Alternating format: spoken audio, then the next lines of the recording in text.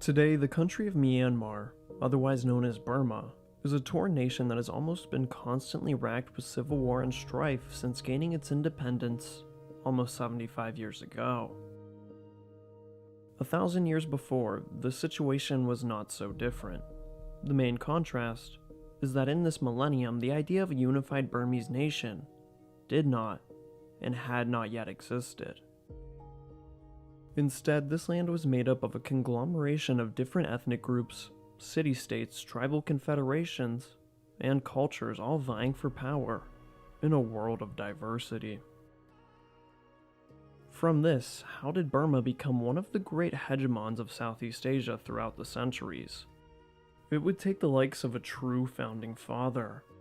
Enter King Anarata the Great, the builder of Burma, and the Bagan Empire.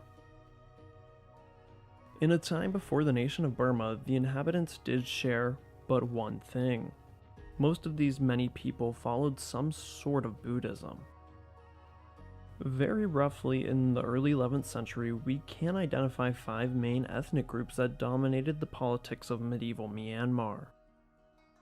Keep in mind that this is a land full of dozens of languages and cultures, so any simplification here is overly so. These are, however, the mainstay states and powers that we need to know for our story today. First, and perhaps foremost, to subjugate the Irrawaddy Delta, are the Mon people. Innovators of some of Burma's and Southeast Asia's first kingdoms. The Mon are also masters of seafaring, as well as the cousins to the neighboring and growing influence of the Khmer peoples in what is modern-day Cambodia. We must also remember that the coastline of Myanmar 1,000 years ago was far more flooded compared to today. It actually looked more like this.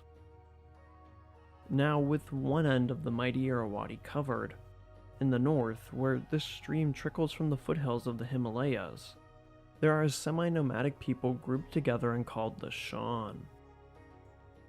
Although Shan culture at this time could change with the individual tribe, they are ethnically cousins of the neighboring Thai.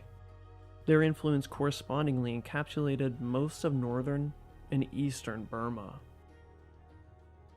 During the period in question, the Shan were the new kids on the block, and they, for the most part, were treated as such. Their time to shine would come, but not for at least a few hundred years. In the center of the Irrawaddy River, in the heart of Myanmar, were the PU city-states. An ancient Tibeto-Burman people who had occupied the region, some believe, since the end of the Stone Age. Over the centuries, they kept close trade contact with China, as they presented the best overland and river routes from western China to the Indian Ocean.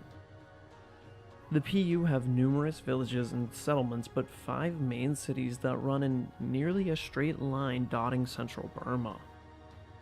These people, much like the Shan, were disconnected and more rivals than they were neighbors.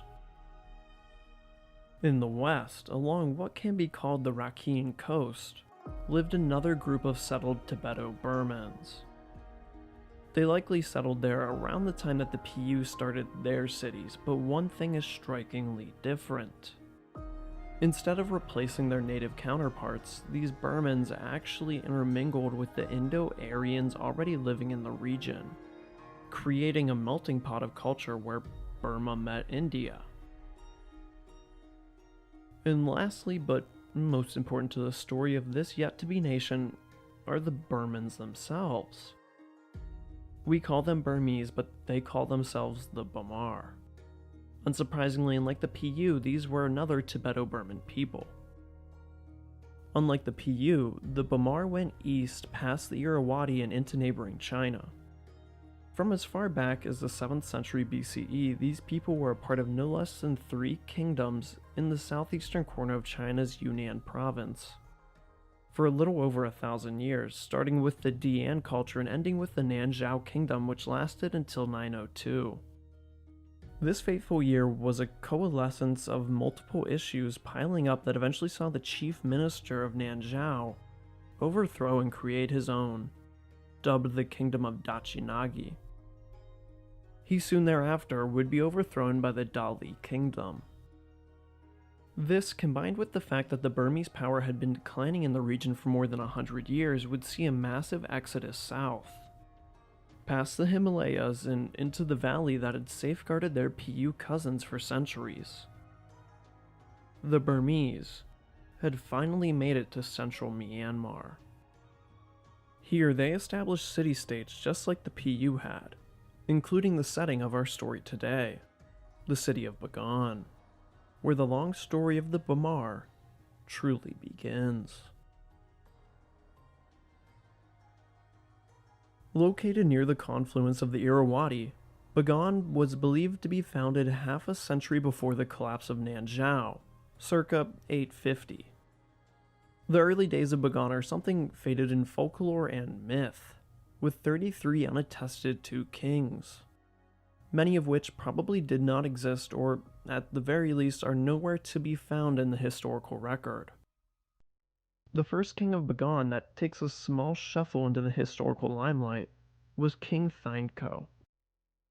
Although 4 different records give us 4 different starts and ends to his reign, Thainko is the best we have for historic accuracy in a pre-first millennium Burma. Most of King Thainko's reign is undocumented, but it is only the manner in which he left the throne that matters. In 956, the king went on a hunting trip. I think we all know how this classic story is about to end. At some point, Thainko was split up with his royal retainers and began to grow thirsty. When the king came upon a farm, he tore a cucumber from its stem and began to eat it. Now breaking his own laws, the king was punished as a thief by the farmer, who promptly killed the intruder. When the king's retainers came upon the farm and saw what had transpired, they declared the farmer, Nyang Yu, as king of Bagan in the year 956, lending him the nickname of the Cucumber King. This story is likely too fantastical to be real, but the end result was the same nonetheless. Soon enough, the usurper would be usurped as a man named Kunsha killed the Cucumber King. But the dead king had 3 wives, 2 of which were actively pregnant.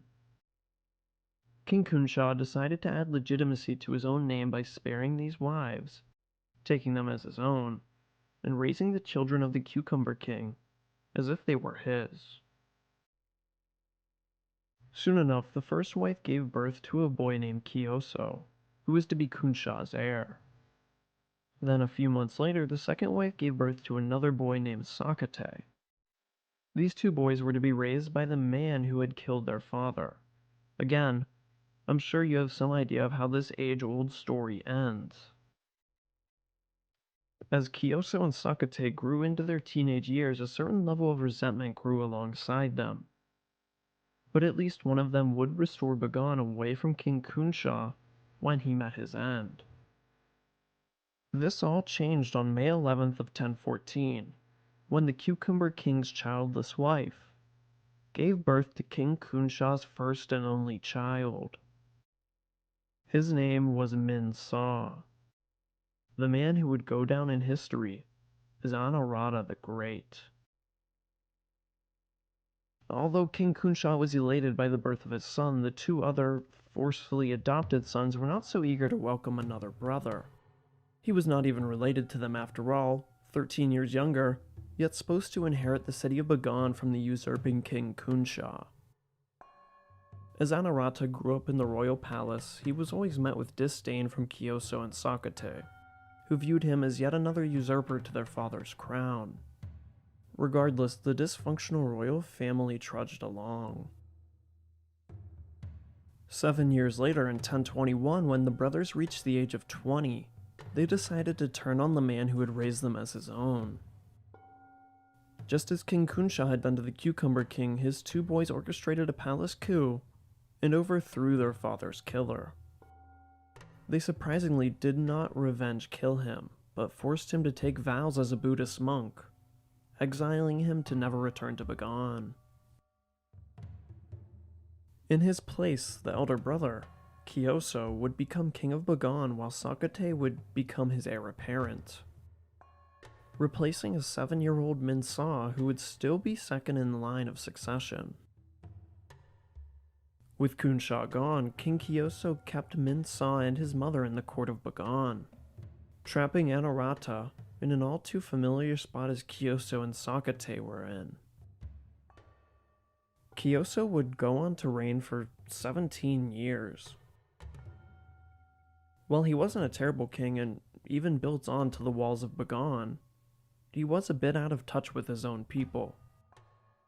He was more inclined to hunt rather than to rule. In 1038, Kyoso would die as a result of a hunting accident that was more likely an orchestrated plot by Sakate to overthrow his brother. As history begins rhyming in its usual fashion, the Bagan royal family now had 2 unrelated men as king and heir. As Kyoso and Sakate had no children of their own, it was now up to Minsa to repopulate the royal family. He already had 1 wife and 1 child with her by the time he was 15. The boy's name was Kainsitha. Now Minsa took another wife who would go on to give birth to a boy named Sa Lu shortly after. Although tensions were likely high as King Sakate failed to produce an heir of his own flesh and blood, the status quo remained in Bagan for some years until 1044. In this year, King Sakate the usurper, who usurped a usurper who usurped a usurper, made a fatal mistake by underestimating the younger Minsa. He began calling the heir his brother's son. While this might sound like a medieval "your mom" joke, it was much more serious than even that. Minsa was left confused by this and went to his father's monastery to ask what this might mean. The former king, now monk, confirmed both of their fears. King Sakate intended to marry Minsa's own mother. While this was likely a move to facilitate a smoother transition for Minsa to take the throne of Bagan, all it did was anger the now 30-year-old prince. After leaving his father, Minsa traveled to Mount Popa, a dormant volcano located about 30 miles south of Bagan. Of all locations associated with Burmese folklore, none are more auspicious than Mount Popa. Home to ogres, spirits, and other mythical creatures, this volcano was believed to be the beating heart of a pre-Buddhist religious tradition in Myanmar. Many historians have called it the Mount Olympus of Burma, and I see no reason to discredit that observation. There would be no better place to start a rebellion. Gathering commoners and nobles alike, Minsa approached the city of Bagan where he was born, his retinue growing larger as he moved to overthrow King Sakate. With Minsa nearing the gates, Sakate raised his army and rode to meet his supposed brother's son. Here, their 2 armies behind them, Minsa challenged Sakate to single combat atop their horses. Lances in hand, the frustration that had boiled both of them was finally let loose. The 2 riders galloped toward one another, kicking up the sand of the stream that they rode alongside. Sakate struck first, but missed his mark. The younger Minsa then drove his lance through the king. He and his horse fell dead into the water and floated away. With his mother now saved and Kyoso and Sakate gone, the door was wide open for Minsa to become king. But he intended to restore Bagan to his exiled father. The former king turned monk rejected the offer, telling his son that he was a far more suitable candidate.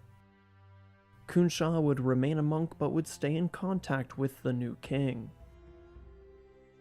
As for his mother, she would stay on as the chief queen of Bagan, notably not marrying her own son but standing in the front of his line of wives.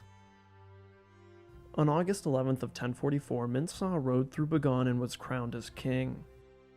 He took the regnal name of Anarata, a name derived from Hindu mythology as a character named Anarata, who is an avatar of Vishnu. As the world is thrown into chaos, Vishnu is the creator god who restores the balance of the universe.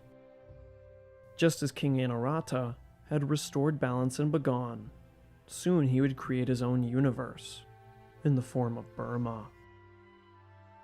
But how did Anarata turn the small city-state of Bagan into an empire?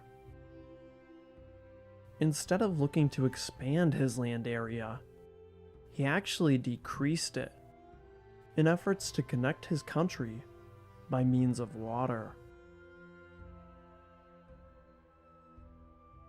While the Irrawaddy ran beside Bagan, central and upper Burma, a region known as Kyauksu, was largely a dry savanna plain. Nowadays, this is no longer the case, as massive dams and stretching canals built by Anarata the Great are presently being used all around the Irrawaddy. After irrigating central Myanmar, creating whole lakes and rivers, he moved farmers in to turn the region into the breadbasket of Burma. Further up and downstream, Anarata's work crews tamed the Panlong River as well as minor streams, diverting their floodwaters away from the Irrawaddy Delta and into the arid plains.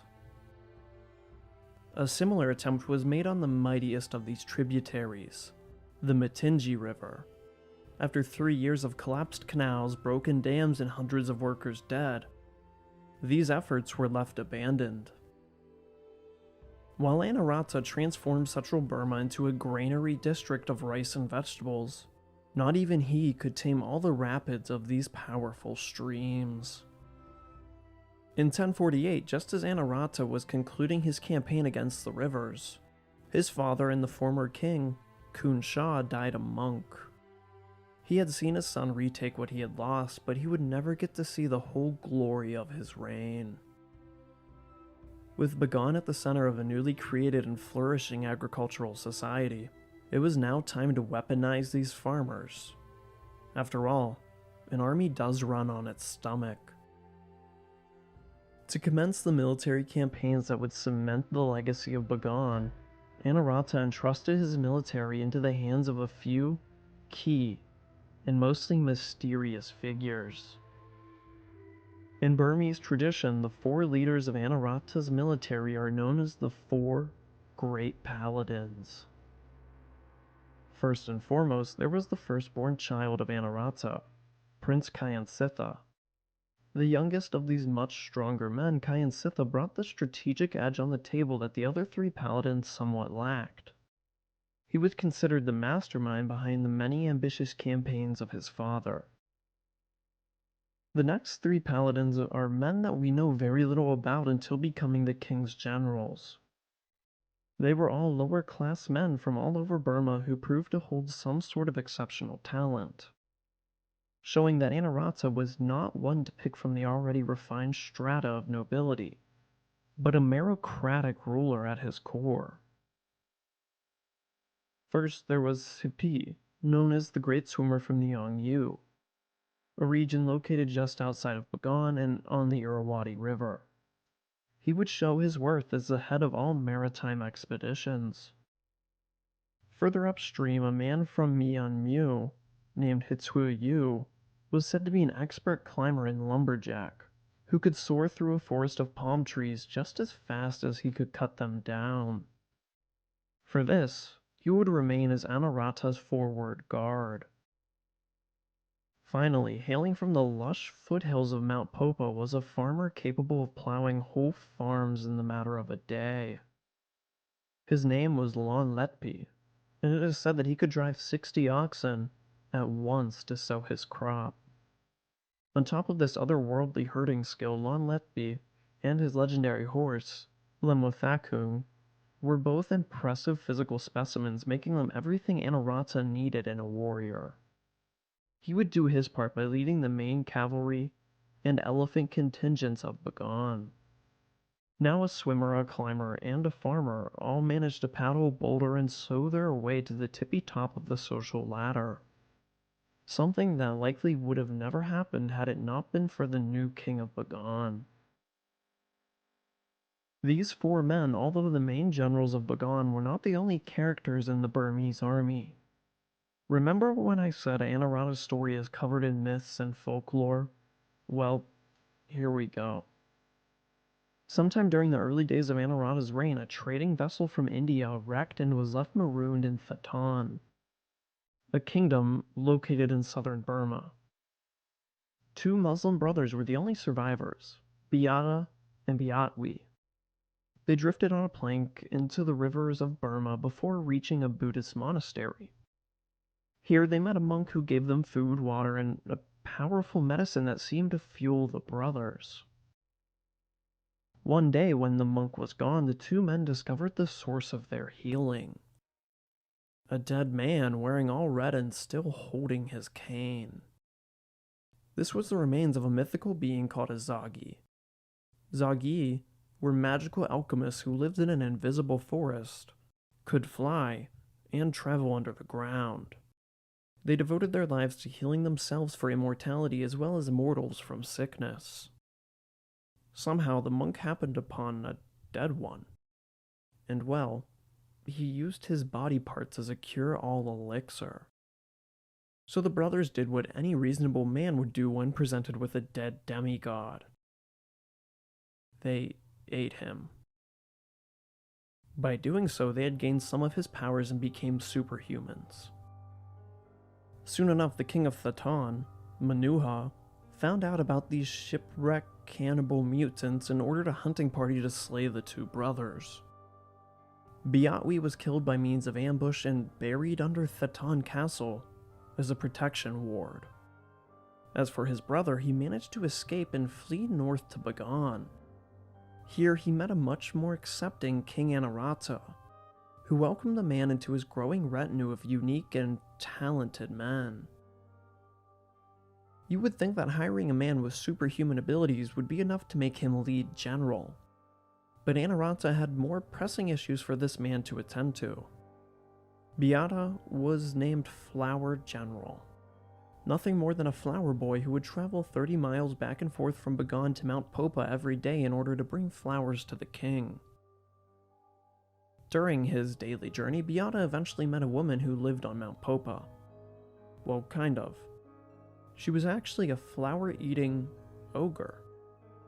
Her name was Miwuna, and instead of calmly forcing Beata to get away from her food and out of her swamp, the two kicked it off. Soon enough, they found love and gave birth to two half-ogre, half-superhuman sons. The two children would be boys and be called the Gold Brothers, named after their mother, Miwuna, who is regarded as Miss Gold. These brothers would remain at Mount Popa alongside their mother. Although almost all of these previously mentioned events are far from real, there is still truth to be had in them. These characters likely existed, however, they were just as human as you and I. What this story really shows is the superstitious nature of early Burmese history. More importantly, it demonstrates the old religious culture of Burma shining through the foreign influence that was Buddhism. This information will become very important later on. Okay, now let's leave the mythological side of this story to the side for now, and move back to the historically verifiable Great King and his 4 Great Paladins. In the early years of the 1050s, Anarata ordered his military to advance up and down the rivers to topple the PU city-states of central Burma. Many of these cities, having fallen from grace some time ago, simply paid their tribute and surrendered to the King of Bagan. It wouldn't take long for the 5 main city-states and their tributaries to become incorporated into Burma's first empire. After subjugating his fellow Tibeto-Burmans, Anarata looked for an easy expansion in the east, as well as the north. At this time, eastern Burma was a lightly inhabited region with Shan chiefs, Tibeto-Burman villages, and minor Mon kings ruling over various and underwhelming polities. The conquest came fast and without much bloodshed or fanfare on the part of Anarata. His policy of demanding tribute from his under-kings and chiefs was paying off, as it allowed him to secure his gains by using that money to build fortresses in the lands of those who had accepted the tribute. They were funding their own subjugation. Overall, in the 1050s, Anarata was responsible for commissioning a total of 43 fortresses that would keep these new vassals in check for centuries. As will be demonstrated time and time again, Anarata was a builder before he was a conqueror. The process to turn these small and scattered countries into provinces was a slow one that wouldn't be completed for nearly a decade. While these forts were built to protect Bagan and the irrigation fields built nearby, they were also positioned with more offensive ambitions in mind. Just as Anarata was finishing his 43 strongholds, a 22-year-old monk from the coastal kingdom of Thetan arrived at the court of Bagan. His name was Shin Arahan, soon to be known as the Venerable One, and his contribution on Burmese history would be equal to that of even Anarata himself. He was disgruntled with Hindu influences taking over the culture and religious nature of the Mon people in Thetan, who had predominantly practiced a form of Theravada Buddhism, a religious sect from and mostly isolated to the island of Ceylon just off the coast of India that claimed to be the most original form of Buddha's teachings. It didn't take long before the king was converted to the school of Theravada. Anarata and most of non-coastal Burma, for that matter, were followers of the Ari school of Buddhism, a syncretic form of the religion that fared far from the path of Buddha's teachings. In Ari Buddhism, one could find all forms of ancestor worship, heavy amounts of Hinduism, as well as much more powerful version of the monk. The typical image one receives when thinking of a Buddhist monk is that of a cross-legged, slim man completely devoted to his faith through periods of long fasting and meditation. The Ari monk was anything but this picturesque vision. On top of not making their own income, these monks were monetarily greedy, sucking wealth from the nobility and the king himself. They would also eat when they pleased and often very lavishly, rarely fasting. They frequently consumed alcohol, something against the 5 moral precepts presented by the Buddha himself. They refused to give up the pagan tradition of animal sacrifices and quite literally had the power to rape a woman when they came of age or were about to be married off. All these plights made Anarata eager to get rid of these monks and replace them with a much calmer version of Orthodox Buddhism. Not only did he convert, but with Shin Arahan's help, he also changed his state religion to Theravada Buddhism. This action would leave Bagan a much less hostile place to practice religion and increase the overall happiness across the nation.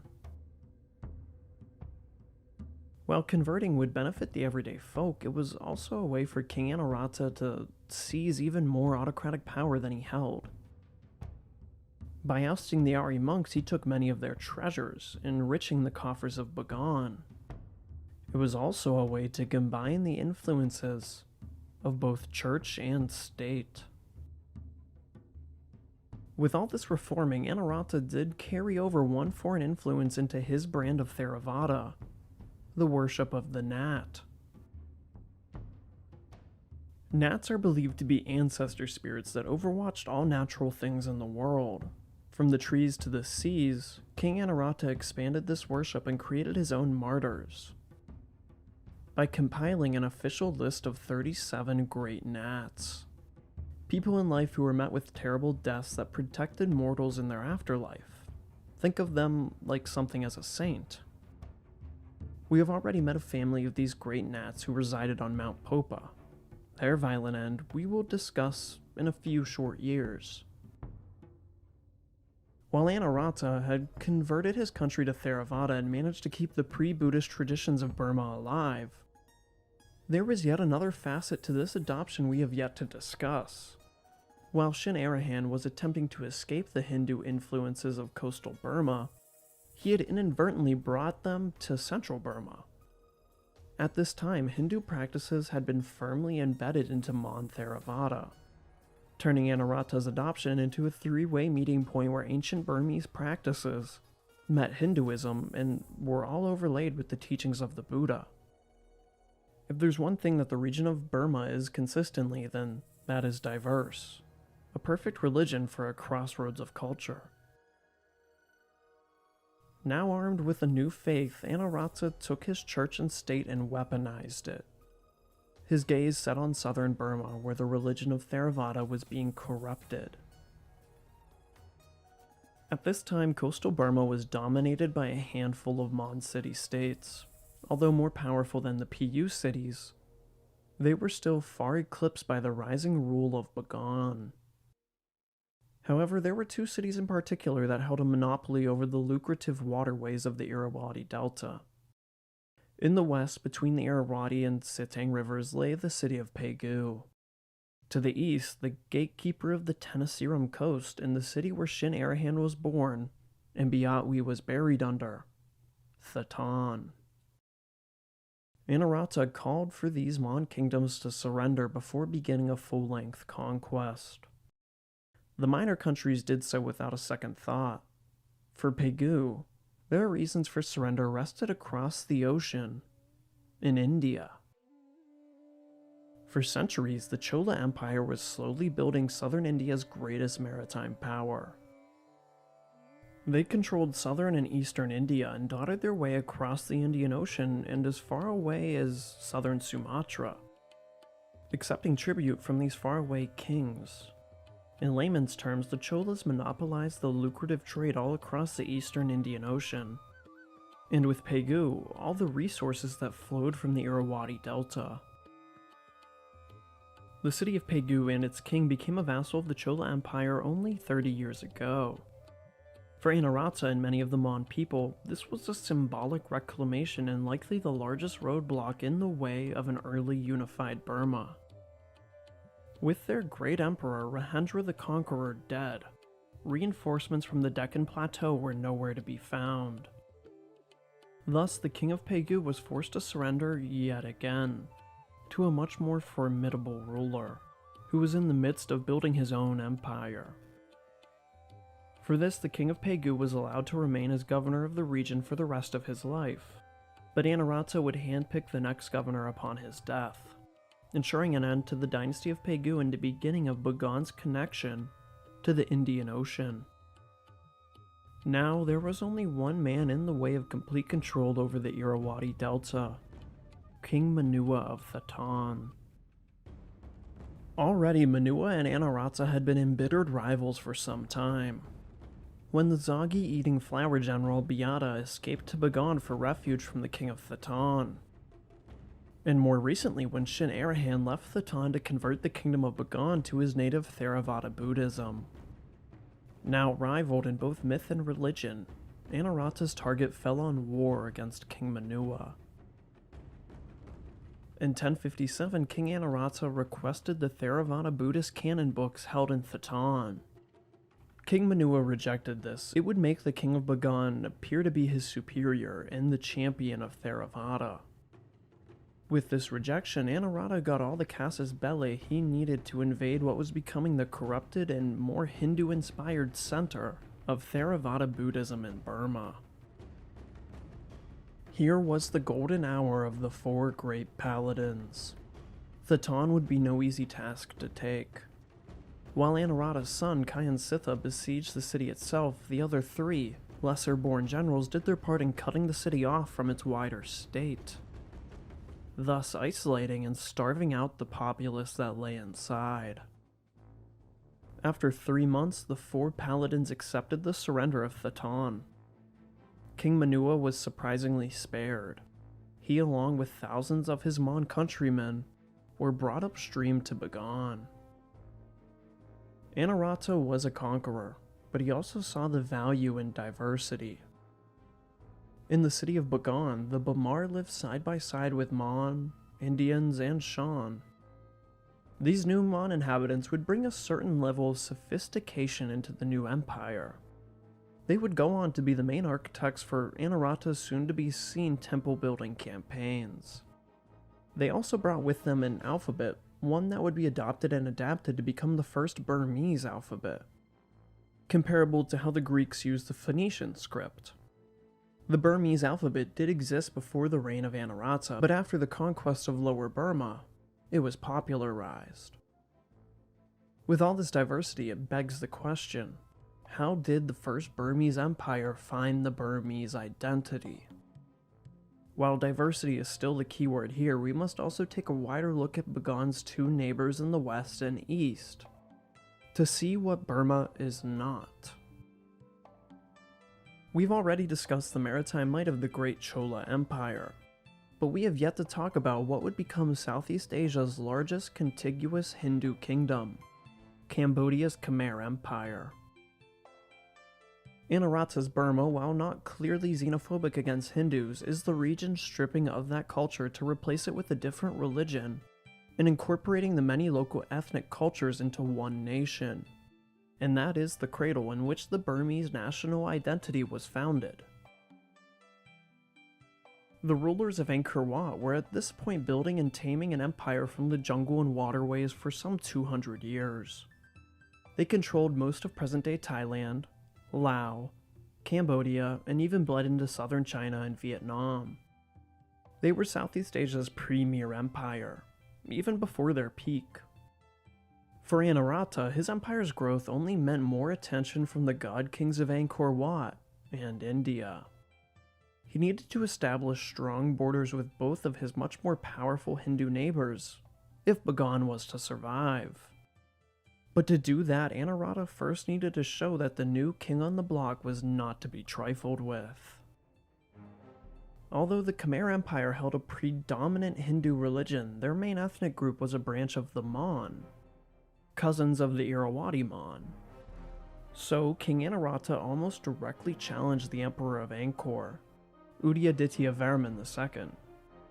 I say almost because in 1058, the King of Bagan requested tribute from his two Mon neighbors, Rippinpujaya in the north and the long-standing kingdom of Lavo centered around modern Thailand, both of which were not directly ruled over by but paid tribute to the Khmer Empire.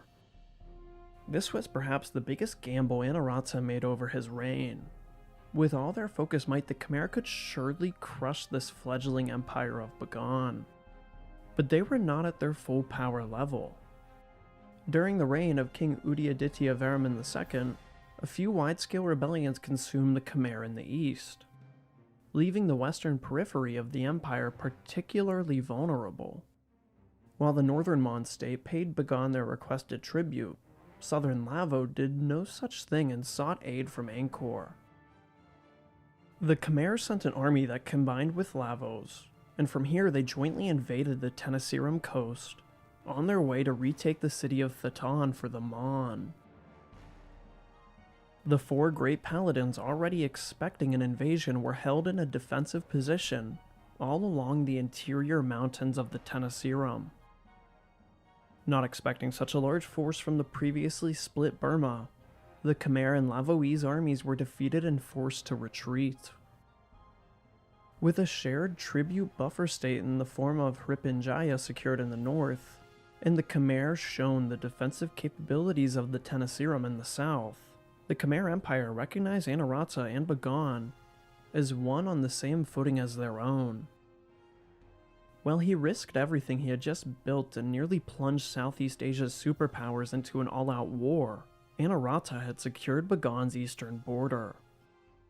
But he did not pause, only looking to secure the north in the form of the Kingdom of Dali.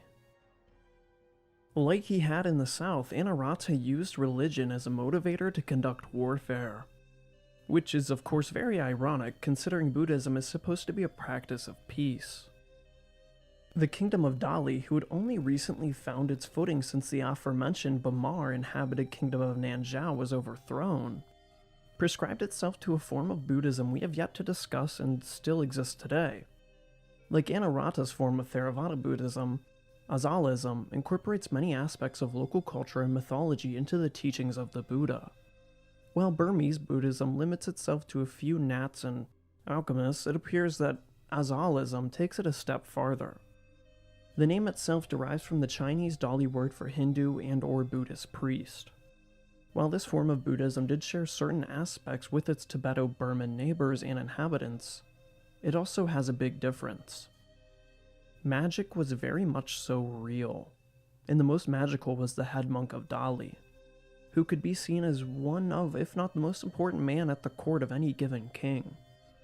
He was allowed to marry and have his own children, and seemed to be something of a religious and cultural leader.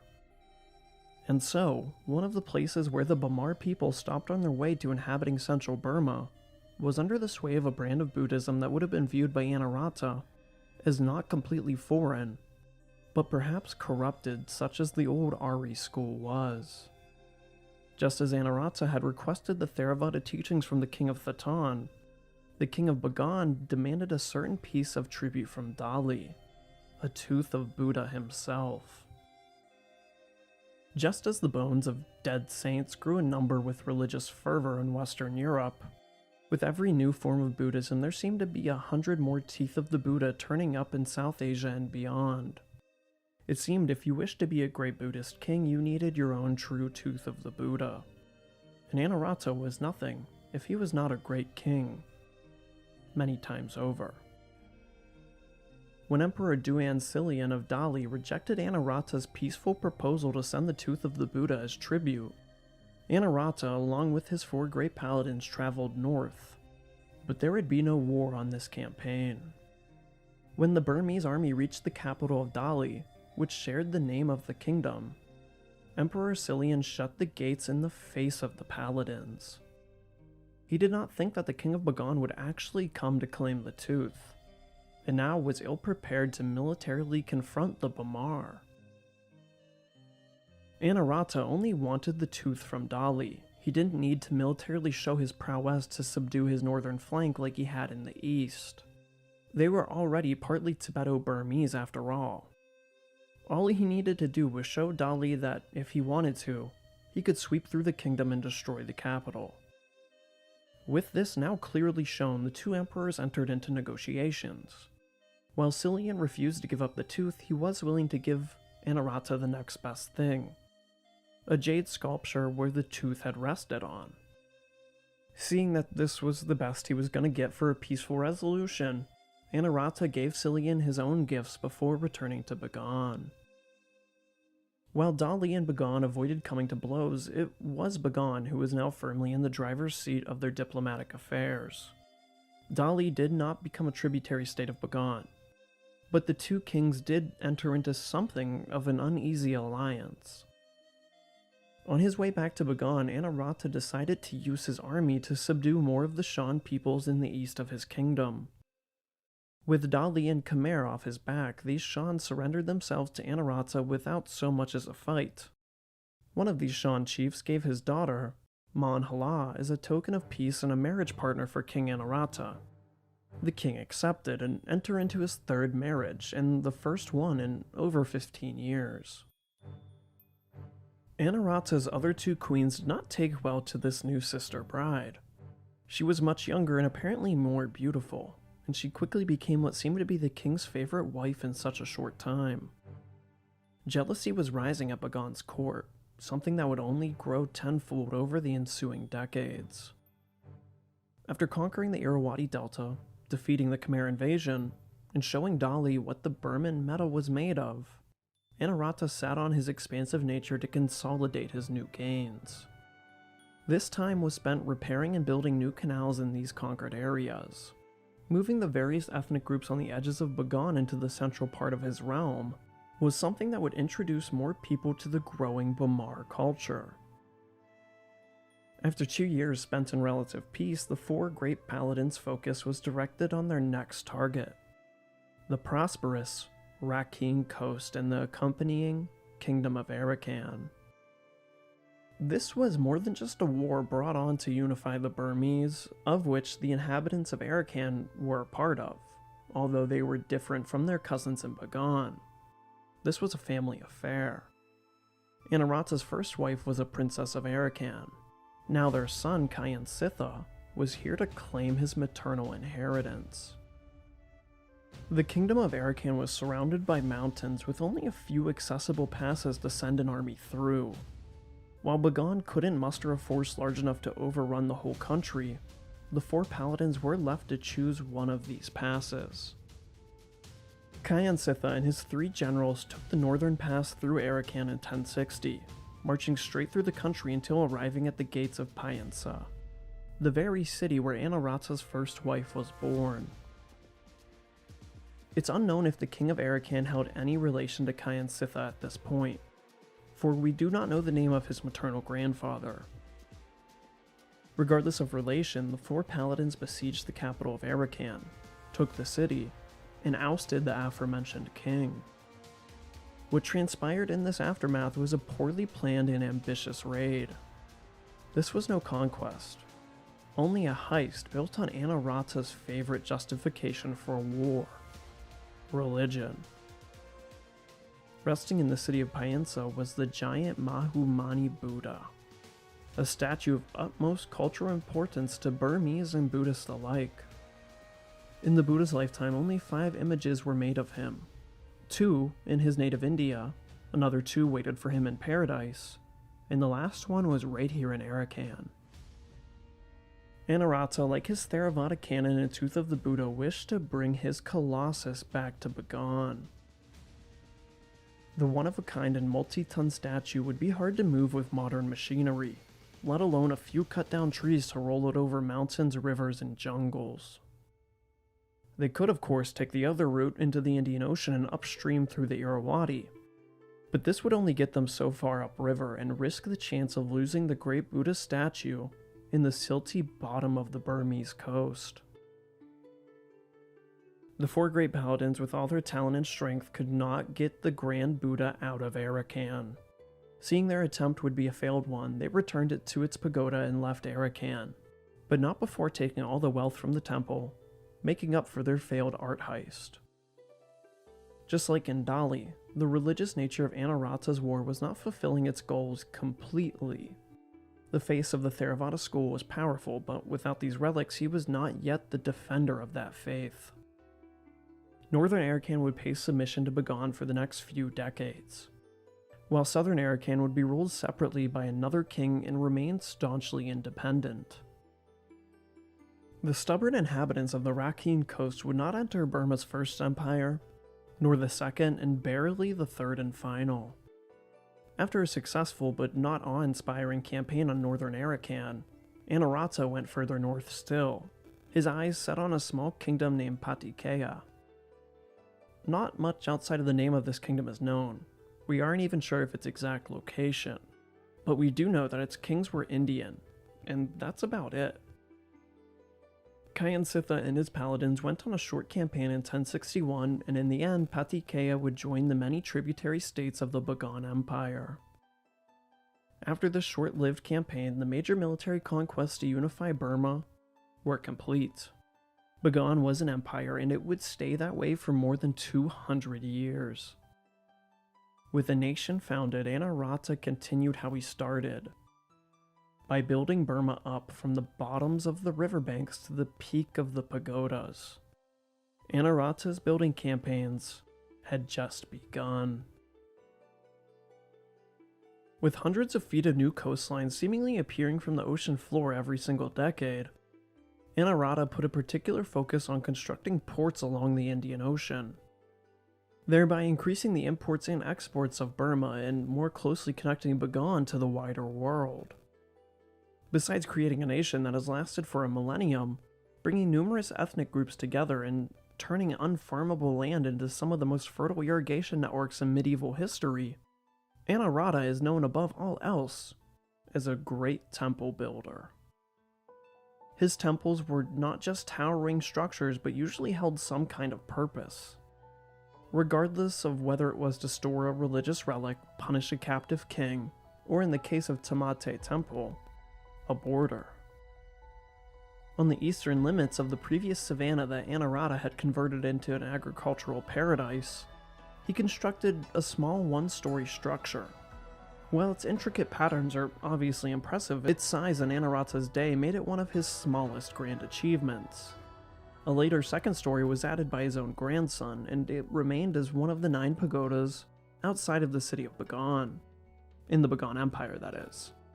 Small in stature, but definitely not insignificant. In 1067, a decade after his capture, King Manua of Khitan completed his temple in Bagan. Instead of just letting his former enemy rot away in a cell, Anarata built something of a friendship with him, allowing him to use his previous wealth to join the many Mon architects in Bagan. Manua Temple seems strange on a surface glance, and that's because it is. King Manua, while he surrendered his kingdom, he could not recover from the shame of losing Khitan. His temple would put this mourning on full display. Inside the almost Soviet-looking gray square topped with 24 small pagodas, you can find 3 statues of the Buddha. All of them look like they should belong in a much larger temple, and this is no mistake. With their heads to the ceilings, King Manua was believed to be representing his own imprisonment. After completing the temple, a sorrow-filled Manua is recorded as saying, "May I never be conquered by another." Having an ex-king build your temple for you was simply a massive display of power on the part of Anarata. When Anarata was returning to Bagan from his campaign in Dali, he decided it was time to build a new enclosure for his jade relic which had touched the tooth of the Buddha. To do so, he strapped the jade piece to the back of his royal white elephant. From here, the army followed the lumbering beast until it came to its first rest on a hill to the east of Bagan. Here the Shwethla-Yung Pagoda would be built. This structure, like the Dalai Kingdom where it was from, looks like a mix of Mon and Chinese architecture. Of the other temples were built for height, this particular one was built in nearly all one story.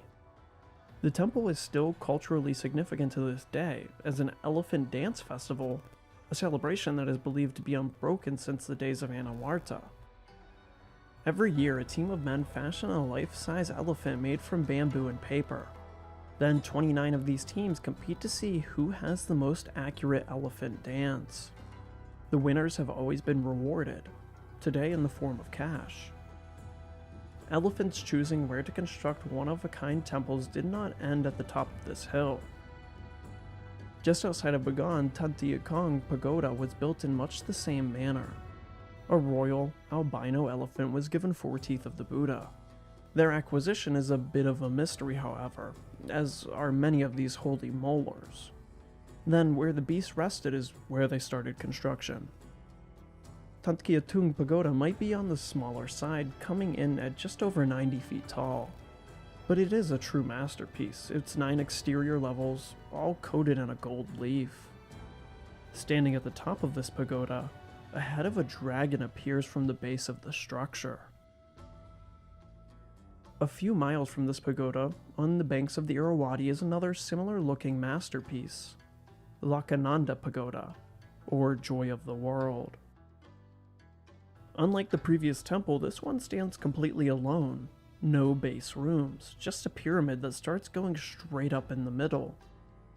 Here is the site of another popular festival celebrated every year, presumably since the time of Anarata.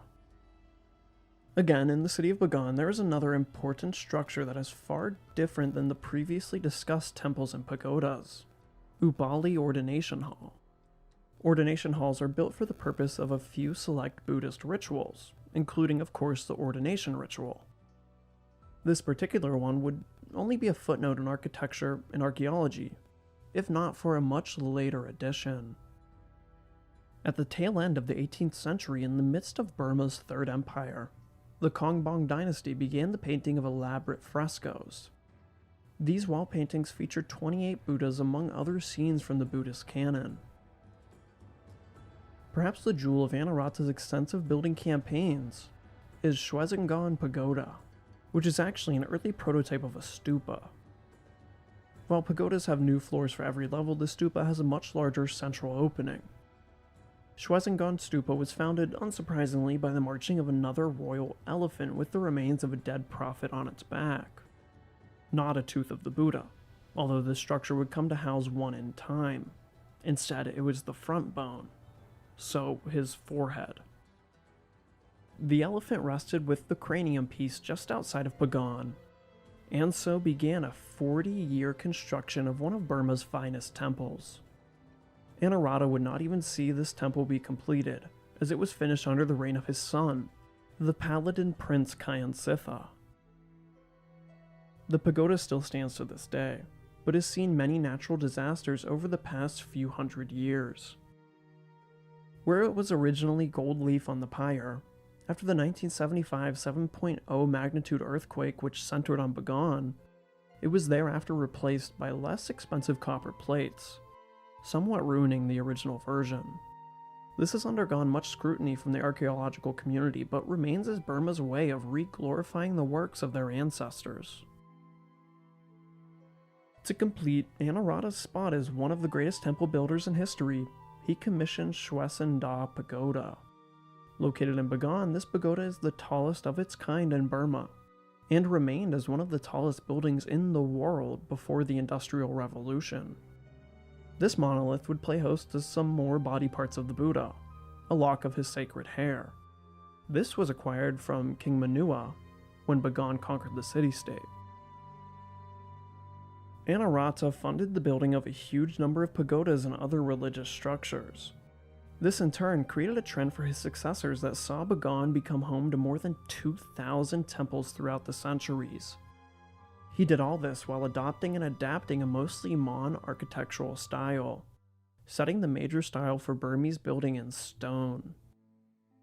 Bagan's Valley of Temples is simply one of the most beautiful and impressive monuments in the world, Angkor Wat's only competitor in Southeast Asia. While Anuradha was, by all means, a great king, there remains a darker, less talked about side to his personality. During these building campaigns, Anuradha ordered down the ogres from Old Mount Popa to lay the stone in the Valley of Bagan. If you can recall, there were two ogre twins of Mount Popa, who were the sons of Miwuna, the flower-eating ogress, and the Muslim trader from India who ate someone and became Anuradha's flower general. These twin ogres, called the Gold Brothers, got word from Anuradha to join in on the building projects of their liege. The brothers refused to place any stone and were therefore executed. Their mother died of a broken heart shortly after finding out. After their execution, Anuradha was haunted by the deaths of the twin ogres. They appeared to him one night in spirit form and requested land to compensate for their untimely demise. Anuradha agreed, and lended them the village of Tongbian. After their deaths, the twin brothers and Miwuna were welcomed into the Burmese pantheon of spirit nats, and arguably the three most venerated members. The village of Tiongbiun today is home to the largest annual Nat festival in Burma. These half-mythological stories intertwined into the fabric of Anuradha's life, and tend to paint a larger behind-the-scenes look into the development of Burma. Like the story of the Cucumber King, which is likely a reflection of the start of a major agricultural revolution in the area, the stories of the ogres represent the transition of a simple agricultural civilization into that of an advanced city-building empire. It also seeks to understand one of the biggest contributors to Burmese folklore and history: love. Something that Anuradha seemed to continuously have problems with during the latter part of his reign. Anuradha's third and most recent wife, Samen La, quickly seemed to become Anuradha's favorite wife. The other two wives grew jealous of her, and the resentment only grew over the years, until 1070, when the frustration grew so loudly that Anuradha exiled Samen La back to her Shan homeland in the north. Here, she built her own pagoda at a place where her earrings fell into the river. Temple building without the king's permission was bad enough, but when Anuradha's men came to inspect the pagoda, it faced east towards her homeland. Every temple was to face west towards Bagan. Here, Samen La was executed. But just as one queen lost her head, another appeared in front of Anuradha. Shortly after the death of Samen La, a group of Shan to the east invaded and sacked the countryside of Pegu, much to the surprise of everybody. Anuradha sent his son, Kyansitha, to push this invasion out of the empire. As he always had, the seasoned general did what he was instructed and sent the Shan packing. He soon returned to Pegu, where its governor and former king presented his daughter, Manisanda, to Kyansitha, so she could take the spot as Anarata's third wife. On their way back to the capital, Kyansitha and Manisanda fell in love. Thus began a love triangle that would not be settled for some 15 years. When the pair arrived before Anarata, Kyansitha requested that the princess from Pegu should marry him instead of his father. Anarata flew into a fury and arrested his son. He deliberated on executing him for a time, before making one of his worst mistakes, banishing his greatest general and heir apparent. Henceforth, Anarata married Manisanda. She would remain a permanent fixture in the court of Bagan. Her love triangle would continue as she became queen to all three of Bagan's first emperors, the other two being Kyansitha and his younger brother, Sa'alu. On top of his seemingly tragic love life, Anarata was also not particularly loved by most of his subjects. He was not particularly cruel either, but if you gave him a reason, he was not above killing even his wife and nearly his own son. Anarata was more respected than anything else. A good policy to follow, not showing favoritism in his multi-ethnic empire. But if everyone likes you, hardly anyone outside of Pagan loved him. This somewhat feared view helped him bring many reforms into Pagan that could not be accomplished by a lesser king. The Bagan Empire, at its peak, was the second largest empire in the region, with the exception of the Khmer Empire. But its impact even stretched across the sea. Just off the coast of India, the original home of Theravada Buddhism, the island of Ceylon was being restored in a bloody 17-year war. For many years, the Chola Empire had controlled the island, until the rise of Vijayabahu the Great. A man supposed to be a vassal of the Cholas was now leading his own war to restore independence to Ceylon. The campaigns began in 1055, and by 1070 he had nearly expelled the Cholas, but was facing a supply line shortage to subdue their last few strongholds. He requested the great Theravada ruler of Burma to assist him. Anarata sent a fleet laden with supplies to the island. With this newfound ally, the people of Ceylon reclaimed their island, cementing the start of their own kingdom, and taking the jewel of the Chola Empire along with it. In the following year of 1071, a call for aid came from King Vijayabahu again. This time it was not for supplies, but for monks. After 17 years of warfare, the island of Ceylon was depopulated. Many people left the war-struck land, and even an exodus of monks occurred. The homeland of Theravada was in threat of losing its religion. Anarata sent ships full of monks to Ceylon. Here they settled and even developed the religion of Theravada, mixing their scriptures further until both finally agreeing on this same canon, preserving the religion in their time. For this, the king of Ceylon gave Anarata another tooth of the Buddha, the one that can still be seen in Lakhananda Pagoda to this day. With the Ceylon expeditions ended by 1072, Anarata spent the closing days of his reign in relative peace, thereby ushering in the first golden age of Burmese history. In 1077, the king was murdered by unknown assailants near Bagan.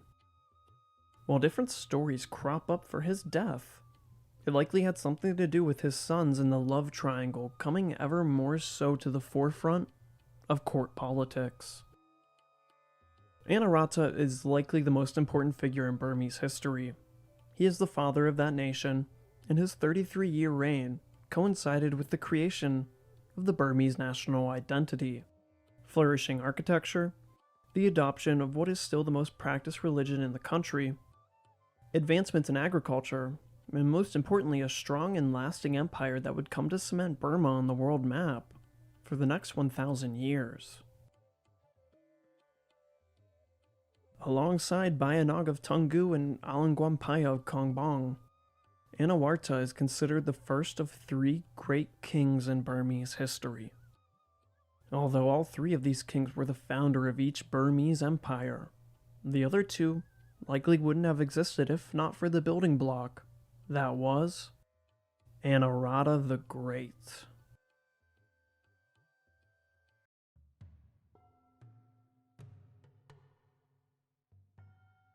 The year is 1550. The crown prince of the Tungu Empire, a man named Bayanog, is hunting down a rebellious governor named Smimhatwa in the south of the empire. The clever pretender king has managed to evade the military mastermind that is Bayanog for 3 whole months. On April 30th of 1550, Taban Shwedi, the current emperor of Tungu, was assassinated on his 34th birthday. By all means, the crown should have effortlessly passed to Bayanog, the best friend and closest advisor to Taban Shwedi. Instead, there was only chaos, as every single province in the recently created Tungu Empire chose to rebel against their new emperor. Bayanog was now alone in the jungle, chasing a ghost, with only 2,000 loyal soldiers at his command. His situation was beyond bleak, but the man known to history as the conqueror of the 10 directions would reclaim his kingdom and form the largest empire ever seen in the history of Southeast Asia. Bayanog was born on January 16th of 1516. He was the eldest son of a man named Sway and a woman named Shin, and at birth his parents named him Yatut. There is not much concrete evidence of his ancestry, with different accounts saying his family came from the peasant class, while others say that he was from a noble family and a descendant of the kings of the Pagan Empire. Either way, his ancestry does not matter. What does matter is who he shared his mother's breast with. 3 months after his own birth, Taban Shwedi would be born. Bayanog's mother, Shin, would become the wet nurse to the future king of Tungu. The two boys grew up together in the Tungu royal palace, and naturally became best friends who shared a brotherly connection. Bayanog would have a total of 3 full-blooded siblings, his sister Damadewi, who was the oldest, and 2 younger brothers named Minyi Sithu and Thado Damayaza. Bayanog also had 2 younger half-brothers/cousins, as his father married 2 sisters, their names being Minkong and Thado Minsaw. Taban Shwedi also had 1 younger sister named Thakan Giyu. All 8 of these children would grow up together and become lifelong friends. When Taban Shwedi was only 15, his elderly father, King Niao, would die, leaving an adolescent as the new king of Tungu. One of Taban Shwedi's first actions was to marry Damadewi, the sister of Bayanog. Shortly after this, Bayanog was appointed to an advisory role. From here, the teenage king plotted on conquest, first targeting the kingdom of Hantawadi in the south. In 1532, Bayanog was appointed as a general, conducting annual raids into Hantawadi over the course of the next 6 years, and beginning to show his skill on the fields of battle. In 1534, his close friendship with his king would come under threat, along with his life. Bayanog was caught in 4K banging Thakan Giyu, Taban Shwedi's sister. I mean, to be fair, Taban Shwedi was also laying pipe on Bayanog's sister. This, however, was an act of treason, and in most cases, its punishment was execution. Taban Shwedi could not bear to see his best friend dead on his own orders. Instead of punishing Bayanog, Taban Shwedi rewarded him. Bayanog was forced into a marriage with Princess Thakan Giyu. Then he was given the princely title of Kwayatan Narada, replacing his birth name of Yatut. Now the childhood best friends had become double brother-in-laws. With that settled, they could resume their war on Hantawadi. In 1538, the Tungu had weakened their foe enough to take their capital of Pegu. The king of Hantawadi, Takayutbi, began a retreat to the safety of his ally, Prome. Takayutbi led a small part of the army by boat, whilst the bulk of his force, numbering some 16,000, began a march over land. Taban Shwedi ordered for Bayanog to cut off this army before it could reach Prome. Leading only 4,000 men, Bayanog was outmanned and outgunned. Still, he obliterated his foe, which allowed Tungu to conquer the majority of Hantawadi. After winning this battle against all odds, Taban Shwedi rewarded his brother-in-law yet again, giving him his trademark title of Bayanog, which translates to King's Older Brother. This title meant that Bayanog would inherit the Toungoo Empire in the event that Taban Shwedi dies before him. Shortly after this, Bayanog also became the chief administrator of Taban Shwedi, handling most of the day-to-day affairs of the kingdom. From 1538 to 1549, Taban Shwedi, Bayanog, and his brothers went on a mostly successful conquering spree across Southeast Asia, only facing the setback of 2 stalemates from Thailand and Arakan. However, these stalemates sat heavy on the shoulders of Taban Shwedi. The king began to drink heavily, handing over all responsibility of the empire to Bayanog, while Taban Shwedi proceeded to party and hunt. In 1550, a rebellion in Hantawadi, led by a pretender king named Smimhatwa, broke out. Bayanog, along with his 2 full brothers and half-brother, Minyi Sithu, Thado Damayaza, and Thado Minsaw, mobilized 2,000 of their best men to kill this traitor. All the while, Taban Shwedi continued in his debauchery, until the fateful day of his 34th birthday came. After celebrations, Taban Shwedi fell into a deep and inebriated sleep. The governor of Sitang province, named Smim Sahut, ordered his men to kill the king. Taban Shwedi was then decapitated in his sleep, and Smim Sahut declared himself as king, along with 4 other men. That leaves us back where we had begun in 1550. Bayanog was alone in the jungle with 2,000 loyal men, while the empire he had helped build, and was supposed to inherit, rejected his rule and revolted in every corner. He was, in every sense of the term, a king without a kingdom. Bayanog had to act quick to reclaim his rightful throne. He immediately ends his 3-month chase of Smimhatwa and begins his reunification campaign by marching on the heart and namesake of the empire, the province of Toungoo. There was only one problem with this plan. Toungoo's new king was Bayanog's half-brother, Minkong. Bayanog was also faced with the challenge of marching to Toungoo through miles of rebellious lands, including the old capital of Pegu, which had fallen into the hands of Taban Shwedi's assassin. When Smim Sahut saw Bayanog's small retinue approaching, he gathered his own army and prepared to face him in open battle. Bayanog ordered his men to not even look at the opposing force marching in their direction. When Smim Sahut figured out that Pegu was not the goal of Bayanog, he thought it better not to engage the experienced commander. Bayanog and his 2,000 men harmlessly marched past Pegu, continuing their path onto Toungoo province. Bayanog marched until reaching only a few miles outside of Toungoo city. When the citizens heard of the return of the king's older brother, many people from all backgrounds raced to join his force. Among them being Bayanog's wife, his daughter, and his eldest son and heir apparent of the fractured empire, Prince Nanda. By August of 1550, his ranks had been bolstered to number nearly 10,000 men and 200 warboats, much better than the 2,000 he had started with. On September 2nd, he mobilized his new army and besieged his younger brother in the city of Toungoo. Minkong managed to hold out against his 4 brothers for 4 months before he surrendered. Finally, in January of 1551, Bayanog had reclaimed the city that he had grown up in. As for his rebellious brother, Bayanog chose to forgive him, reuniting the 5 siblings under a common cause.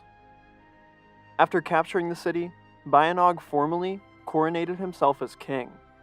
However, the work to reunify the Toungoo Empire was nowhere near complete. The 5 brothers planned for their next target, choosing nearby Prome, under the rule of Taban Shwedi's father-in-law, Thado Damayaza. This choice came from a place of geography. Controlling Prome meant that Bayanog could take central command of the 2 rivers that ran through Burma, the Sitang and the mighty Irrawaddy. After 3 months of consolidating his rule around Toungoo and accepting the surrender of much of the northern section of the empire, who had stayed neutral in the Civil War, Bayanog mustered an army to besiege Prome for the 4th time in his life. The siege began in March, but the city managed to hold out as it always had.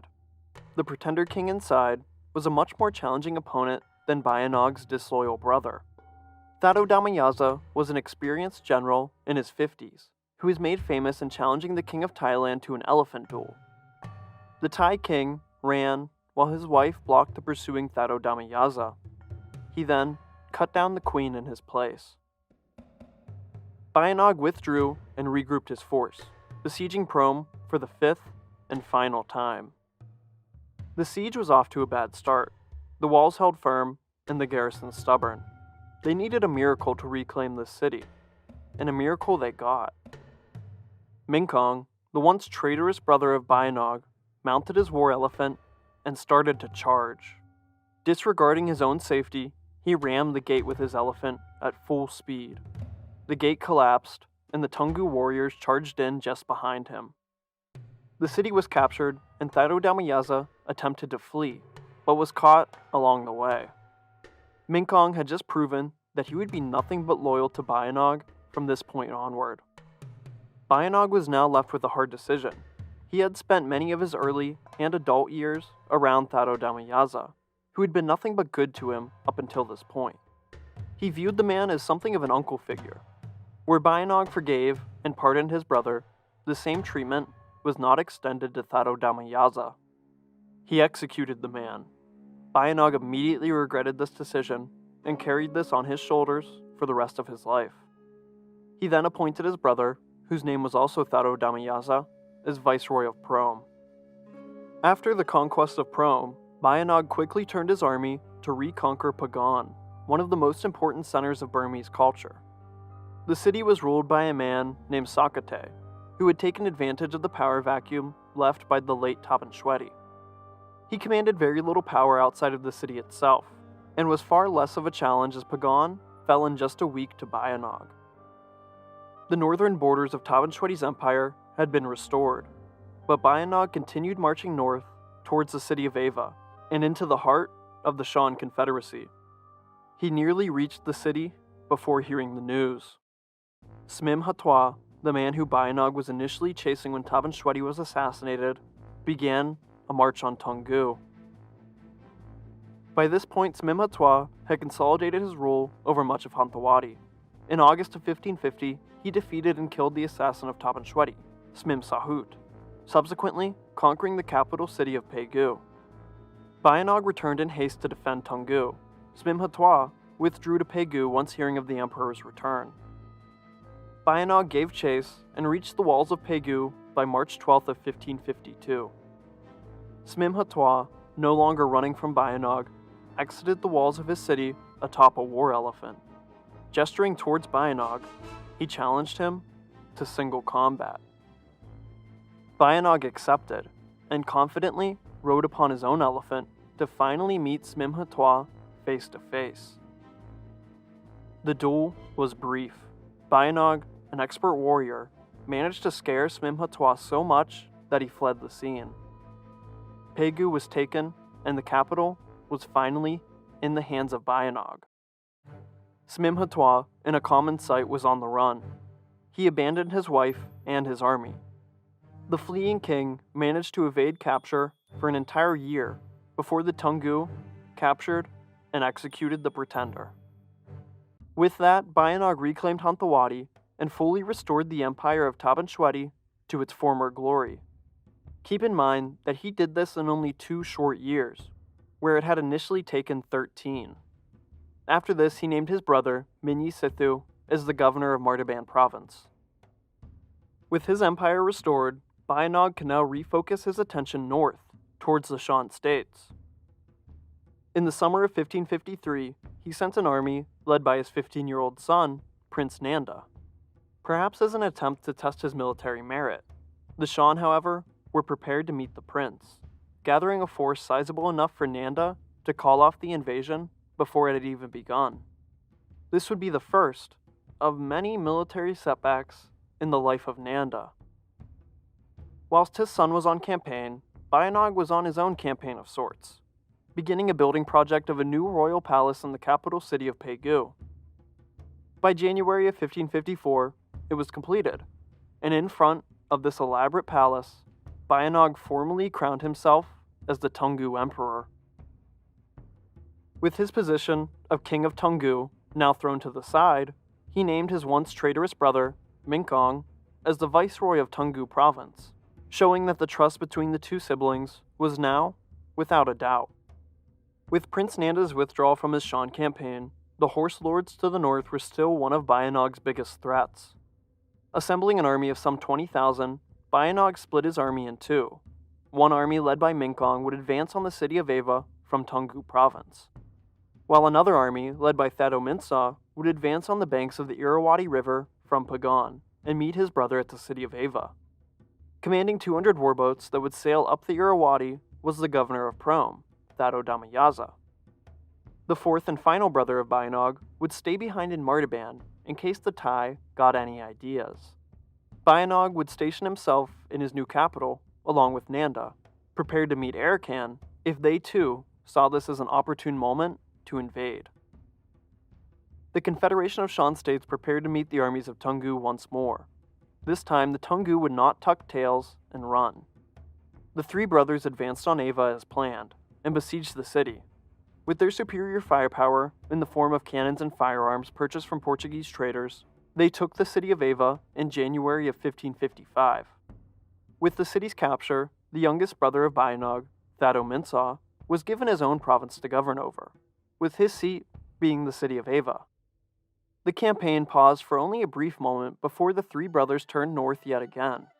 Continuing up the banks of the Irrawaddy River, they proceeded in their crushing victories over the Shan states, allowing for the conquest of even more of their land.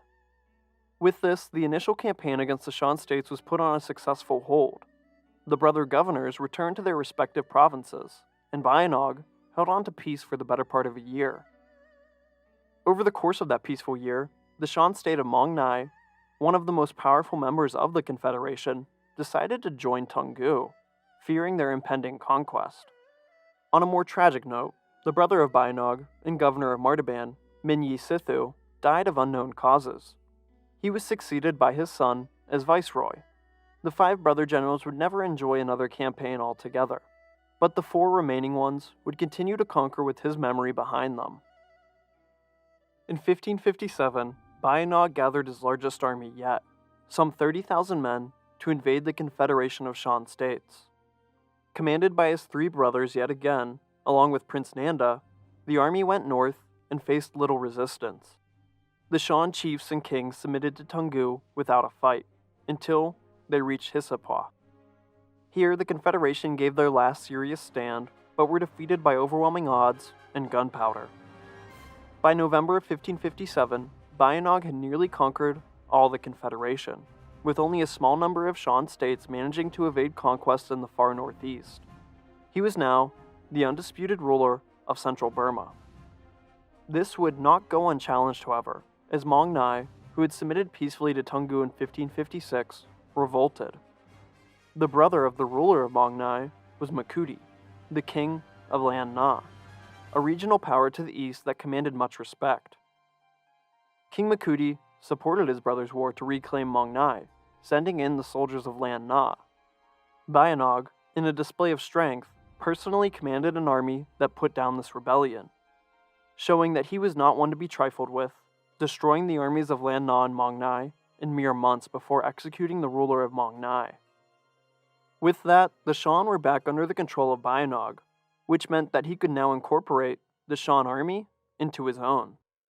While the Shan infantry was lacking, and their navy near nothing, the Shan cavalry was likely the greatest in Southeast Asia. Their horses were much bigger than native Burmese ones, and their men grew up in the saddle, much like a steppe nomad of Central Asia would.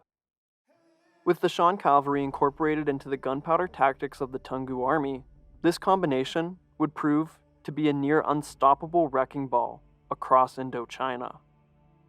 With the Shan subdued, the campaign of 1557 came to a halt. The brothers of Bayanog went back to the drawing board to plan their next conquest. Lan Na had proven that they would not accept Toungoo hegemony, and King Makudi's involvement in the Mong Nai rebellion was an unforgivable act that could not go unchallenged.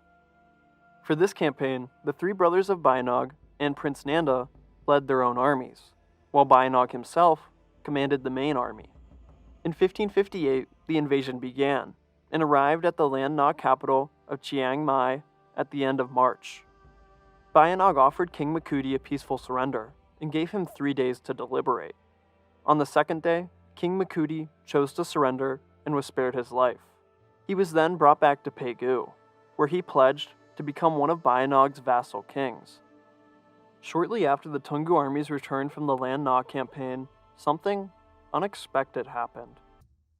One of the most powerful kings in Laotian history, Setathirith of Langzhang, invaded Lan Na and took the eastern half of the newly incorporated kingdom. For a short 5 years before Makudi, Setathirith was the king of Lan Na, before coming to rule Langzhang. However, he stayed in Langzhang for far too long, and the nobles of Lan Na chose Makudi as their new king. Now, Setathirith was here to reclaim his lost throne from the foreign invader that was Bayanog.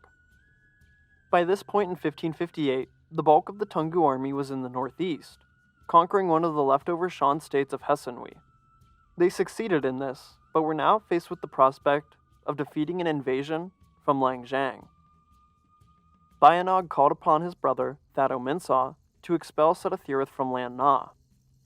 After a few months of grueling combat with the forces of Langzhang, Thado Minsaw managed to force Setathirith back into the Laotian jungles by the end of 1558. With this nuisance put to the side, the campaign to finally end the Shan Confederation was resumed. When the Toungoo armies arrived at the doorsteps of the Shan rulers, they submitted to Toungoo one by one. Now the Confederation of Shan states, that had been the premier power in northern Burma for 2 centuries, were finally subdued by the men of Myanmar. His northern flank was now completely secured by mountains on every side. However, there was still one small problem here. The Hindu kingdom of Manipur to the west had territorial claims on one of the previous Shan states, named Kale. When Toungoo conquered Kale, Manipur did not relinquish their territorial claim, leaving a good casus belli for Bayanog to add more land to his expanding domain. In December of 1559, the invasion began, but this army was unlike any Toungoo army before it. It was barely even ethnic Burmese or Mon. Instead, it was made up of almost all Shan men. Putting these new conscripts to the use, nearly 10,000 Shan crossed the border into Manipur, and for the first time, a Toungoo army entered the Indian subcontinent. In 2 months, the city of Manipur surrendered, and the rest of the kingdom fell along with it. Now, on top of Shan soldiers, Bayanog also incorporated ethnically Hindu warriors into his military. With this explosion of conquest, Bayanog decided to sit on his victories for 2 years, from 1560 to 1562. However, he was only postponing more conquest to prepare for his most ambitious campaign yet, the conquest of Thailand. Bayanog had once assisted Taban Shwedi in his attempt to take the kingdom of Siam, their armies on the very doorstep of victory at the Thai capital of Ayutthaya, before being forced to withdraw when the rainy season arrived. The Toungoo Empire was in a far more favorable position to conquer Thailand this time around. With the conquest of Lan Na, the Burmese now surrounded Thailand on 2 different fronts. The campaign to take Thailand started in the exact same way that Taban Shwedi's campaign started. A Toungoo army marched on the city of Tavoy on the Malay Peninsula, managing to take it without the Thai responding. Taking the city allowed Bayanog to cut mainland Thailand off from its provinces in the Malay Peninsula, cutting the kingdom nearly in 2. Before starting the proper invasion of Siam, Bayanog first wanted to secure his northern flank from the Shan to the far northeast. These Shan were mostly made up of ethnically Chinese and differed slightly in culture from the members of the Confederated Shan states. Bayanog sent his 3 brothers and Prince Nanda north to subdue them. Kentung surrendered without a fight, while the other Chinese Shan put up more of a resistance. However, the Toungoo easily defeated and subjugated their lands over the span of a few weeks. After a census was conducted over his newly acquired lands, Bayanog assembled his largest army to date, numbering some 50,000 men. From here, he demanded from the king of Thailand, Maha Chakrarapat, 2 of his prized white elephants. Pound for pound, these albino beasts were more valuable than gold and more precious than silk. Maha Chakrapat refused, and with that, Bayanog set course to conquer Thailand in November of 1563. On course with the previous campaign, the main army, led by Bayanog, crossed the border through the Three Pagodas Pass, while another army, led by his brother, Thado Minsa, entered Thailand further north, using the Mao Lamay Pass. A third army, led by the vassal king of Lan Na, Makudi, would enter Thailand from the north. The invasion was off to a bad start, as King Makudi refused to join Bayanog's campaign, instead revolting and allying himself with King Setathirath of Langzhang for protection. Frustrated but not yet defeated, Bayanog continued his Siamese campaign without the forces of Lan Na. He first battled the governor of Phitsanulok, whom he defeated in open battle. The governor then fled behind the walls of his city, where he soon surrendered to Bayanog and agreed to assist him in his campaign.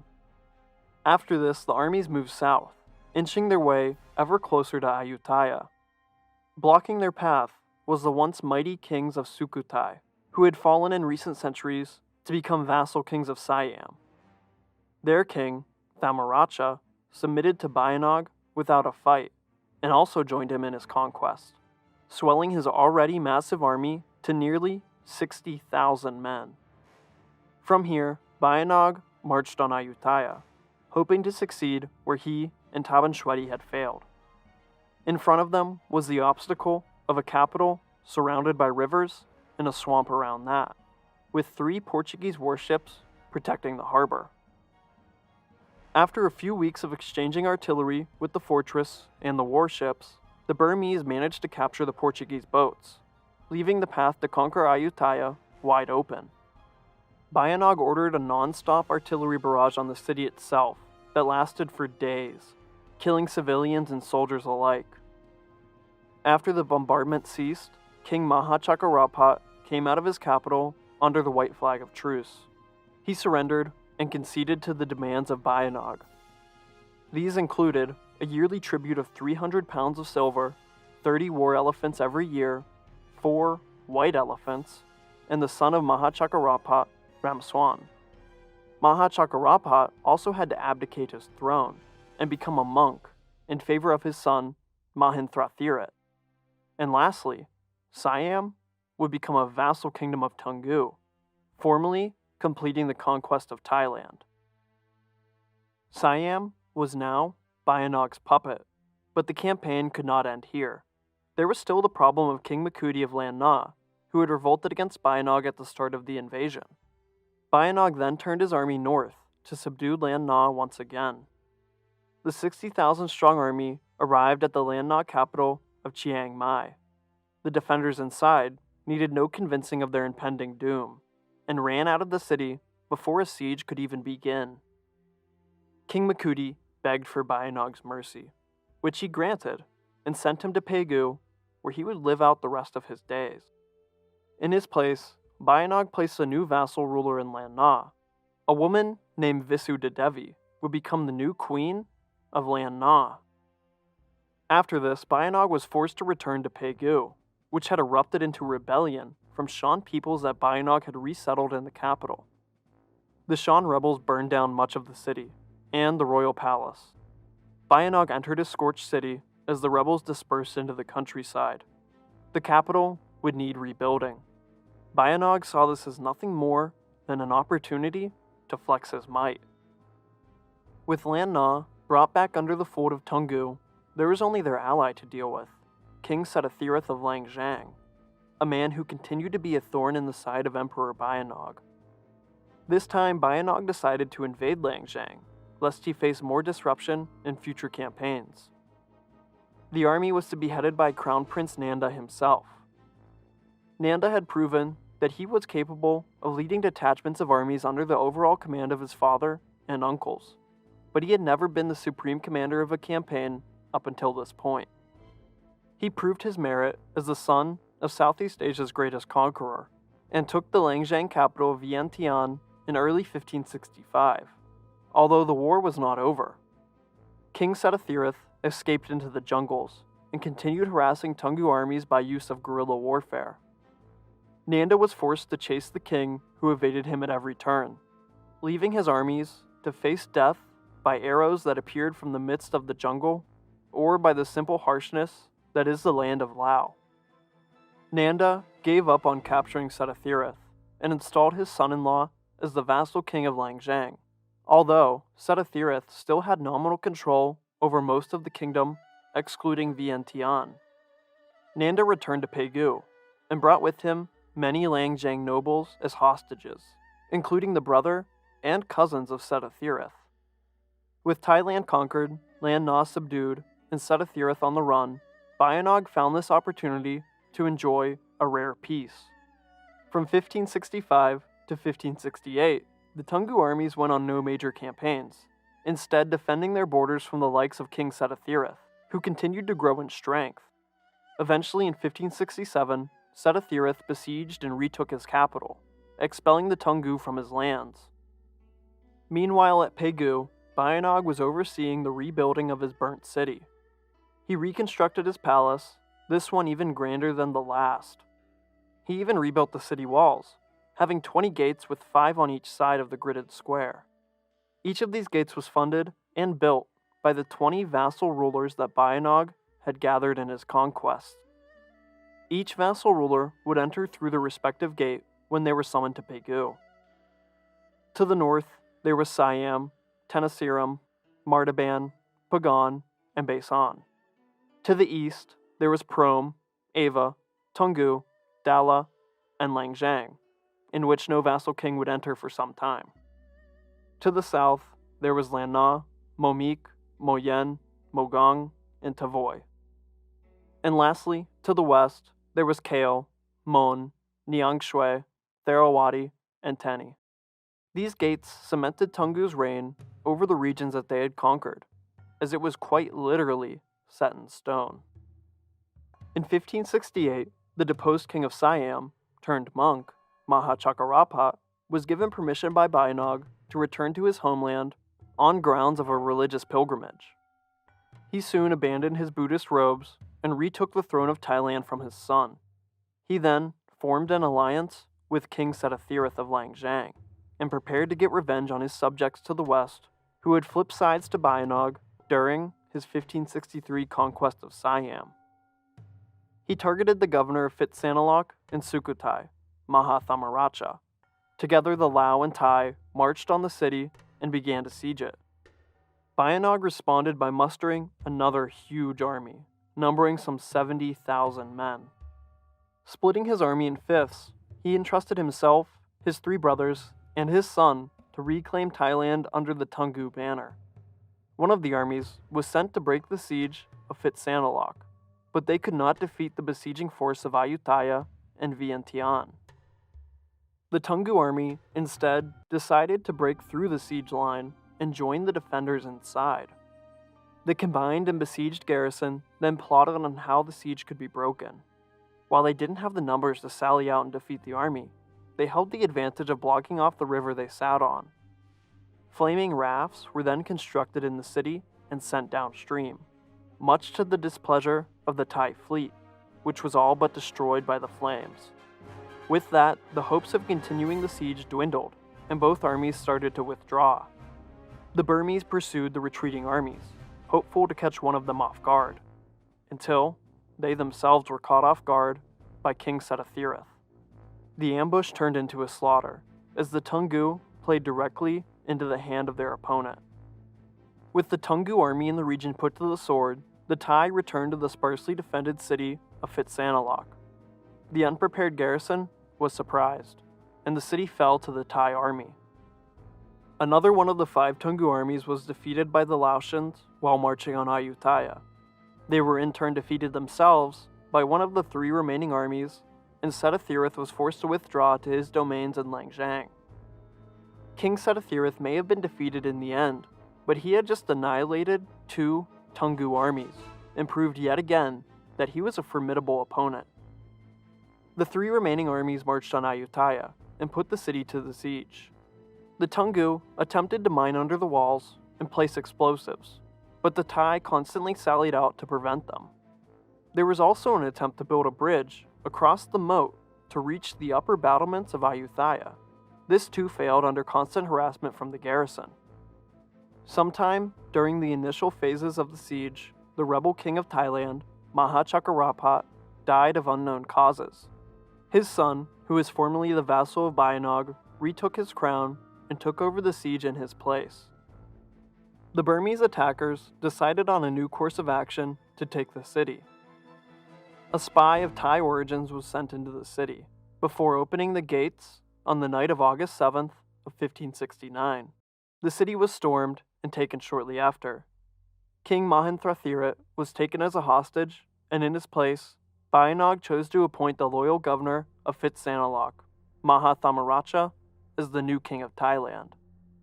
For Thamaracha, who belonged to the dynasty of Sukhothai, this was a return to a lost glory, as they had controlled most of Thailand in the 13th century, before becoming a vassal state of Ayutthaya. With the rebellious kings of Ayutthaya dethroned and dead, Bayanog could finally rear his attention back onto his biggest rival, the elusive king of Langzhang. After retreating to Vientiane in 1569, King Setathirith gathered his treasury and armory. Then he abandoned his capital altogether, taking his army with him into the Laotian countryside. He planned on beating the Toungoo invasion as he had before, by use of guerrilla tactics and by the jungles of his country. Bayanog took personal command of the 1569 Langzhang campaign, marching with his brothers and his son into the Laotian countryside. When Minkong and his army arrived at Vientiane, he found the capital was barely defended and easily took it. The 5 armies then began their unsuccessful search for Setathirith. For an entire year, Toungoo armies attempted to hunt him down. All the while, their men died from starvation and sheer exhaustion. In 1570, Bayanog called off the invasion and returned to Pegu. After the Toungoo departure, Setathirith returned to Vientiane and retook his capital city. From here, the king of Langzhang developed a new strategy to defeat his Burmese rivals. In 1571, he began an invasion of Khmer. Controlling Khmer would give Setathirith not only access to Cambodian warriors and elephants, but also access to the ocean, and by extension, access to gunpowder weapons that he could use to match the Toungoo arsenal. A solid plan, but perhaps one that was too ambitious, as the Khmer defeated the invasion and sent Setathirith packing.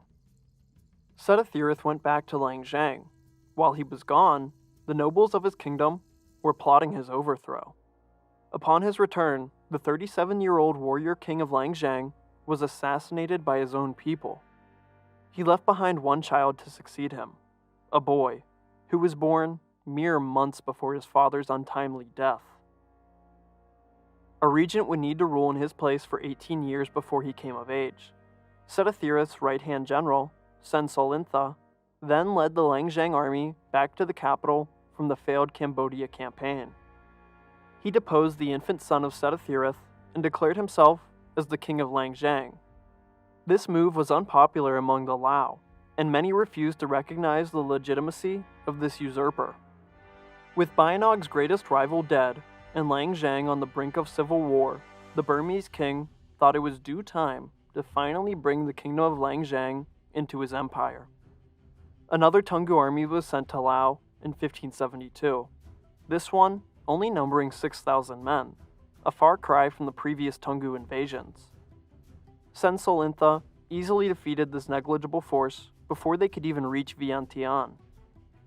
The now furious Bayanog exiled this general in charge of the campaign, and immediately began to raise a new army to conquer Langzhang. This time, he would personally lead the invasion. When the call to assemble an army went out to his vassals throughout the empire, many of them could not meet the quota, their manpower having been sapped in the Laotian jungles. If Bayanog went forward with this conscription, there was a chance that his vassals would start to revolt. Frustrated, the emperor decided it better to wait a year before returning to Langzhang. Bayanog impatiently waited for 1574 before conscripting a new army. This time, many of the vassals came to him, their regiments full of a dwindling supply of good fighting men. However, his northernmost subjects, the Shan of Moyin and Mogong refused to send soldiers and revolted against the emperor. They had revolted once before, in 1571, but were easily stomped out in that same year. Frustrated but still determined on the prize of Langzhang, Bayanog sent his brother, Thado Minsa, to subdue the Shan rebellion. Simultaneously, Bayanog took his new army and personally invaded Langzhang. The usurper king, Sen Solintha, evacuated Vientiane and prepared to face Bayanog in another guerrilla campaign. He didn't get far before his own people, that despised him for stealing the throne, captured him and brought him to Bayanog. The Burmese emperor took the capital city and installed the brothers Setathirath, who had been a hostage in Pegu since the initial Burmese invasion, as the new king of Langzhang. The Lao accepted him as their king, and after 3 failed invasions, the kingdom of Langzhang was now formally part of the Tungu Empire. Bayanog returned to Pegu, taking the usurper king back with him as a hostage. Bayanog had just created the largest empire ever to be seen in the history of Southeast Asia. And by extension, he had just become the greatest conqueror in the history of Southeast Asia, his domain stretching from the modern-day country of Vietnam in the east to India in the west, and from the southernmost reaches of present-day Thailand to China in the north. The northern Shan still remained in revolt, using the mountains of the Himalayas to conduct guerrilla warfare. This lasted until 1576, when Bayanog led an army to subdue them. He captured their rulers, paraded them around the vassal gates of Pegu in a triumph, then sold them as slaves in India. With his empire in a state of peace and all his rivals eliminated, Bayanog brought his attention onto religious matters. The brand of Buddhism he and many other Burmese and Thai followed was called Theravada Buddhism. It was brought to Burma from Ceylon, the island home to the modern-day country of Sri Lanka, over 500 years ago. Theravada presented itself as the most original form of Buddhism. It was mostly secluded to Ceylon before the Burmese adoption, as the Hindu gods reigned supreme over the Indian subcontinent. In 1576, these Theravada brothers across the Indian Ocean called for aid from Bayanog. The Portuguese had designs on Ceylon for the past few decades, even stealing a tooth of the Buddha, a religious relic whose numbers should have been limited at 32, but always seemed to increase over the years. The King of Kot, whose lands rested on the western coast of Ceylon, presented Bayanog with his daughter's hand in marriage in 1573, and further sweetened this relationship by sending the emperor a tooth of the Buddha in 1576, likely to safeguard it from any of the numerous Portuguese raiding parties, or the rebellion that had just broken out in the Kingdom of Kot. The tooth and a daughter were enough to secure military aid from the great Theravada king of Burma. 5 warboats and 2,500 of Tungu's most elite soldiers made the journey across the Indian Ocean before arriving in western Ceylon. The gleeful king of Kot pointed in the direction of his rebellion, and the detachment of Tungu eliminated them with minimal losses. When the other kings of Ceylon learned of the Burmese arrival, 3 of them flocked to acquire an alliance with Tungu.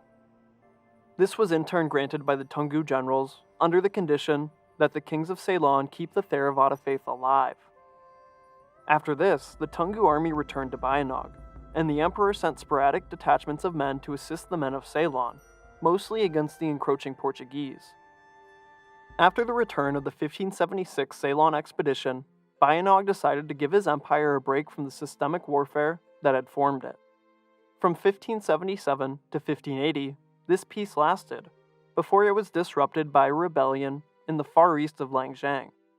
Bayanog gathered a large army and marched into the periphery of his empire.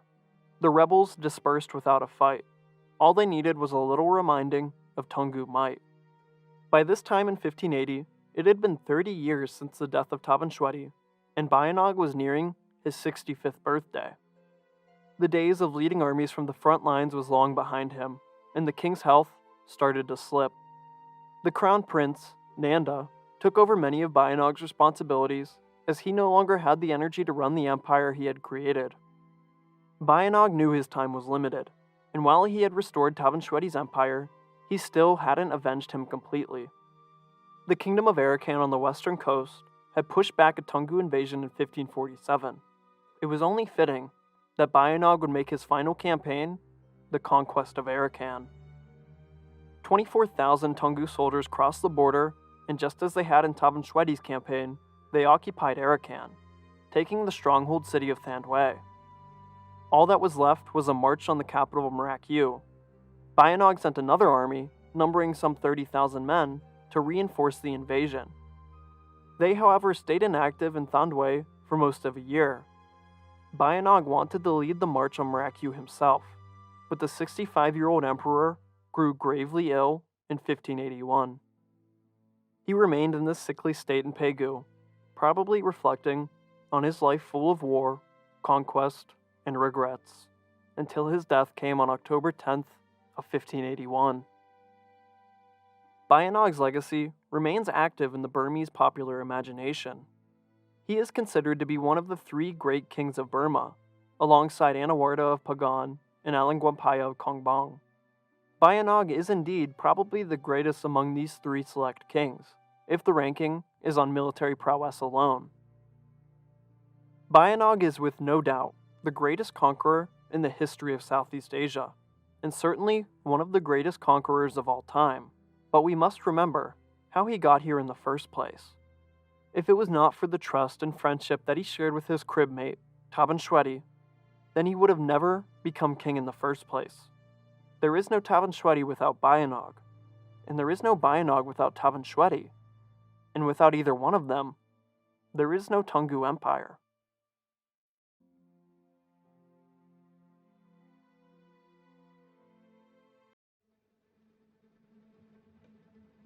In the year 1014, two future yet doubtful to ever rule kings of Burma were born. While one would see the fall of a great empire, the other would become the great emperor in his absence. This is the unlikely story of Alangpaya, the founder of Myanmar's third empire and the father of the Kongbong dynasty. Alangpaya was born with the given name of Ongzea, which translates to successful victory. How true this name would one day prove to be. His father was the head of a small village called Moksobo, located north and near the confluence of the Chindwin and Irrawaddy rivers. The ancestors of the young Ongzea had governed this village and the surrounding land for some 200 years. In fact, his uncle, Sitha, was the lord of the entire Mu Valley in which Moksobo rested in. Before this, his lineage could be traced all the way to the last kings of Ava, and by extension the Bagan dynasty of Anarata the Great. While Ongzea was born with a small silver spoon, his early life was not without trouble. Far from the glory days of Taban Shwedi and Bayanog, the Tungu Empire had been declining for decades, in nearly a whole century at this point. Its latest king, crowned exactly 2 days before the birth of Ongzea, was named Tanenganwe. His coronation would not go unopposed, however. His uncle and the governor of Bagan would rebel and declare himself king over that city. While his nephew would eventually reclaim Bagan, this was just a prelude to what would be a haunting reign. As Bagan burned, others took note of the weakness of Tungu's new king. Tanenganwe, like his father and his father before him, preferred to stay in the royal palace located at his capital in Ava, delegating all manners of statecraft to his family and established members of the military. For all intents and purposes, the rulers of Tungu were now nothing but palace kings. While Tanenganwe did little in the way of helping his realm for the first half of his reign, he did manage to keep things peaceful enough. That is, until 1724. In this year, the nation of Manipur, just to the west, began massive raids into the heartland of Myanmar. Long ago, the men of Manipur were conquered by Emperor Bayanog, and now they were looking to speed up their foes' slow fall from grace. Manipuri horsemen ran amok through Burma, passing through the Mu Valley where a 10-year-old Ongzea got his first taste of what warfare looked like. While he would one day master this craft, for now, he was but a helpless child. The Taungoo response to Manipur's breach of peace was lackluster to say the least. An army was mustered and sent into the landlocked nation later that year, but they would return, having been embarrassingly and firmly defeated. The empire was so weak, they could not even defeat a country they eclipsed in size some 10 times over. As a result of their successful chevauchée and subsequent defense, the Manipuri horsemen raided Burma every single year. And every year they would pass through the Mu Valley, exposing Ongzea to their devastation. As he grew, so too did his hatred for them, as did his disappointment in the King of Taungoo. These raids would lead Ongzea to start military training at a very young age, as did all the boys in his village. If they, as a collective, did not stop the Manipuri, then no one else would. Growing up in a war zone has a way of creating hardened men, as we will soon see. In the opposite corner of the crumbling Taungoo Empire, a former kingdom was attempting its own resurgence. The old kingdom of Lan Na was in rebellion. While it had started in 1727, it would continue for the next 5 years.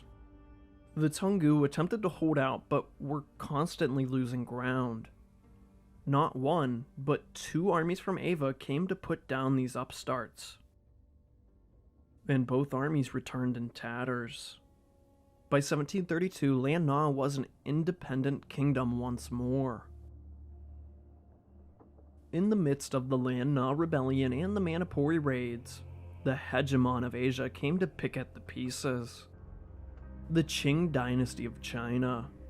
The Yongzheng emperor claimed his slice, taking the 3 Shan states which guarded the mountain passes between Burma and China. This time, faced with a country that far exceeded his, King Tananganwei made the wise decision to stand back, allowing the annexation and not starting a full-scale war with the Qing. While Taungoo was collapsing in all but one corner, Ongzea was using this instability to rise up through the social hierarchy. He presented himself as a warrior, standing at nearly 6 feet tall with a booming voice that spilled inspiring words. His leadership was beginning to become a beacon in the tumultuous north of Burma. At 16, he married his first wife and first cousin, Yun San. She was the daughter of a neighboring village chief, securing a continuation of friendly relations through these dark days. The couple would go on to have a total of 9 children, 6 sons and 3 daughters. 3 of these boys would grow up to become kings in their own right. Yun San would remain important throughout her whole life, being the peaceful face to the warriors that she married and raised. Soon after their marriage, Ongzea's father would pass the title of village chief of Muksobo onto his son. This he only did due to the growing ferocity of the Manipuri raids. If anyone could keep the horsemen from the west at bay, then it was the young warrior and natural leader that his son was becoming more of every single day. In 1733, the incompetent reign of King Tananganwei came to an end, along with his life. His death remains a mystery, passing away at the age of only 44. He would, however, be succeeded by his son, the final king of the Taungoo dynasty, Mahadamaraza. Born in the same year as Ongzea, the two couldn't be more opposite. Where the young chief of Muksobo was eager to take on the responsibilities of leadership, the new king was all too willing to give it away. He was not prepared for his new role, and had 4 older brothers that somehow all died before him. He gave most of his rule over to the chief of the Tungu military and now de facto leader of the country, General Yaza. It wouldn't take long for the name of Ongzea to travel to the Tungu royal palace. Although he appeared loyal enough, popularity meant that General Yaza needed to hear him pledge his loyalty, lest the empire face another crippling revolt. In 1736, Ongzea made the journey downriver to Ava, a previous seat of power where his ancestors once ruled long ago. There is no mention that he made audience with the king, despite their proximity in age. The palace emperor was too busy to concern himself with the chief of a small and unimportant village. Instead, Ongzea met with General Yaza. After inspecting this young man and determining his competence and loyalty, he decided to reward him for his year-after-year defense against the Manipuri. Ong was promoted as deputy to his uncle, Lord Sitha, the governor of the Mu Valley. This would leave him as Sitha's right-hand man in military matters. Due to his already established popularity, General Yaza also gave the young chief the role of tax collector for that region, hopefully quelling any talks of revolt. Returning to the Mu Valley with heavier titles and more responsibilities, Ongzea did more of what he had already been doing, preparing himself and his small entourage to face the Manipuri horse lords. His power base only continued growing. With the three corners of the Tungu Empire enduring some sort of invasion or revolt, it wasn't long before the fourth and most vital angle followed this suit. In 1740, after years of debilitating tax and a fall from power with the capital of Tungu moving from Pegu to Ava, the Mon people of the Irrawaddy Delta erupted into open revolution. Another installment to the Burmese-Mon rivalry was in store, and this one, perhaps the bloodiest of all combined. This rebellion was not founded on Mon ambitions alone, but one shared with the Shan, who had found themselves in southern Burma due to a forced immigration incited long before and during the reign of Emperor Bayanog. But it was not only these two ethnic groups who led to this rebellion. It was also more of the same Tungu Empire shooting itself right in the foot. When the Mon Shan rebels found their first major victory seizing the town of Madea, the Burmese governor of the region took the opportunity to proclaim himself as an independent king. This pretender king soon left Pegu to march on the new economic center of the Irrawaddy Delta, the port city of Sirium. He was nearly at the gates when his own soldiers murdered him, thereby gifting a whole army and all of their muskets into the growing Mon revolution. The response from Ava did come in the form of an army led by the king's more loyal uncle, but this expedition ended just as the other recent ones had. The Tungu general did manage to retake Pegu, but soon enough the city rose against him and murdered him as well. And with that, the rebels had secured an independent nation for the Mon once more. This newly formed kingdom took the name of their old glory, Hanthawadi. While the Mon were brave enough to rebel, they still had the foresight to not appoint one of their own as king, as there hadn't been a Mon royal family for some 200 years. An election was held and their candidate came from an unlikely source. A member of the Tungu royal family and an ex-Buddhist monk. The son of the man who had revolted and begone all the way back in 1714, making him the uncle of Tungu's current emperor. To fully restore Hanthawadi, he took the regnal name of the old kingdom's final ruler, Smimhatwa. But they added another portion to his name at the end, Budaketi, making his name fully translate into Lord of the Striped Elephant. This title, while illustrious sounding enough, was somewhat ironic considering who the real power behind his throne was. Soon after the revival of Hanthawaddy, the local elephant herder began supporting the cause. His name was Binya Dala. This action would grant Binya the title of Master of the Elephants, but soon enough he would use this animal's influence to take the spot of Prime Minister for the new king. He would be the true ruler of Hanthawaddy, as Smim Hatwa did not settle into his role smoothly. It appears that he did not even want to be king, but he was a mere puppet of the revolt's design. While the Mon and Shan of the Irrawaddy Delta would reconfirm Hanthawaddy, not all of that kingdom's former land was so eager to do the same.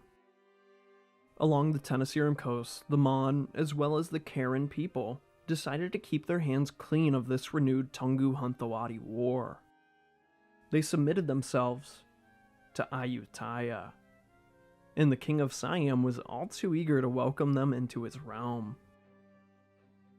For 2 years, Hanthawaddy and the Prime Minister's king did little in the form of warfare. Instead, they consolidated their rule and began opening diplomatic relations with their neighbors, by land and sea. As their gunpowder stores brought from European traders grew, Tungus only shrunk with their access to the Indian Ocean eliminated. In this time, the Mon also built up what they took pride in the most: a grand navy to command the many waterways of Myanmar. After 2 years of this preparation, the impending war truly began. By land and water, the Mon began raiding and capturing more and more land from the helpless empire. As Mon and Manipuri took turns plundering from north and south, the Tungu Empire was being compressed into inaction. All they could do was hope on the off chance that their garrisons could hold out. And they did, but only for a time. After 3 years of this unrelenting warfare, the two most important cities fell. Prome, who guarded the Irrawaddy, and even the namesake of the empire, the city of Tungu, allowing full access to the Sitang. With these successes, the emboldened Binya Dala ordered for a march on Ava itself. The king of now near nothing held out against the onslaught. The Tungu Empire lived to see another day, but the light of the rising sun had set. They were in the twilight of their existence. As the raids continued, the Dejur, king of Hanthawaddy, was seen observing his own stars. They correctly told him the looming disaster that was to befall his country. At the beginning of 1747, he abdicated his throne, hoping someone else could change this destiny. This is a great story, sure, but there were more than just stars at play in the politics of Hanthawaddy. This was likely an orchestrated coup, brought on by who else than Binya Dala, who would thereafter claim the empty title of king. And for the final time, a Mon king would rule over his own people. His intentions, which had been hidden behind his puppet, were finally revealed. He wished to restore the Empire of Bayanog from the old emperor's capital at Pegu. An ambitious goal, but one that could be achieved in the same way, forged through unending war and gunpowder. Upon taking the throne, the new king opened trade relations with the French East India Company, building his powder stores for the upcoming campaign. Not only this, but he also began hiring scores of Portuguese and Dutch soldiers, and ships to bolster his ranks. Finally, after 4 more years of preparation, he was ready to take Ava and end the dynasty of Tungu. Within a few months, the city finally fell to cannon and sword. Ava would be utterly devastated as massacres of the Bamar oppressors followed. For the final king of Tungu, Maha Dhamaraza, his fate would be sealed as he became a prisoner in Pegu. While the siege of Ava was ongoing and much a foregone conclusion, Hanthawadi detachments marched north to request a submission of Upper Burma. Most of these small towns and minor cities submitted to the soon-to-be new masters of Ava, but a few resisted, including the now 38-year-old chief of Muksobo village, Ong Zaya. When 50 Mon soldiers came to accept the submission of Muksobo, the chief of the city appeared eager to fall into the ranks of the new Hanthawadi kingdom. But on their return trip, they were suddenly beset upon by a group of men from that village. The entire Mon detachment, having failed to receive the ambush, were all killed where they stood. While Ava was enduring the final part of its siege, a new Burmese king had declared for his own banner, Ong Zaya, the defender of the Mu Valley, much to the disapproval of his own father, persuaded 46 villages in that region to support his ticket for independence. On leap year day of 1752, Ong Zaya was proclaimed king. He took the regnal name of Alongpaya, translating to one who is the future Buddha, thereby founding Burma's third great empire. From humble beginnings, the Kongbong dynasty had just begun.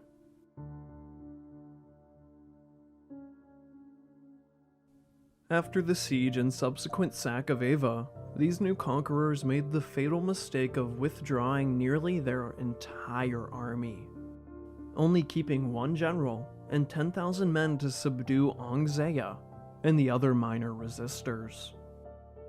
More Mon, to the tune of a few hundred, came to remove this upstart king. Again, they would meet their fates in a jungle, ambushed and slaughtered by Alongpaya. Only a handful of men returned to tell the tale of their harrowing escape. The new king had started his resistance in two masterfully designed surprise attacks, something Alongpaya would succeed at consistently, using psychological warfare and geography to take any advantage he could against the more numerous soldiers of Hanthawadi. Alongpaya had to fight this war in a dirty, down-to-earth guerrilla fashion, lest it be the last war he lost.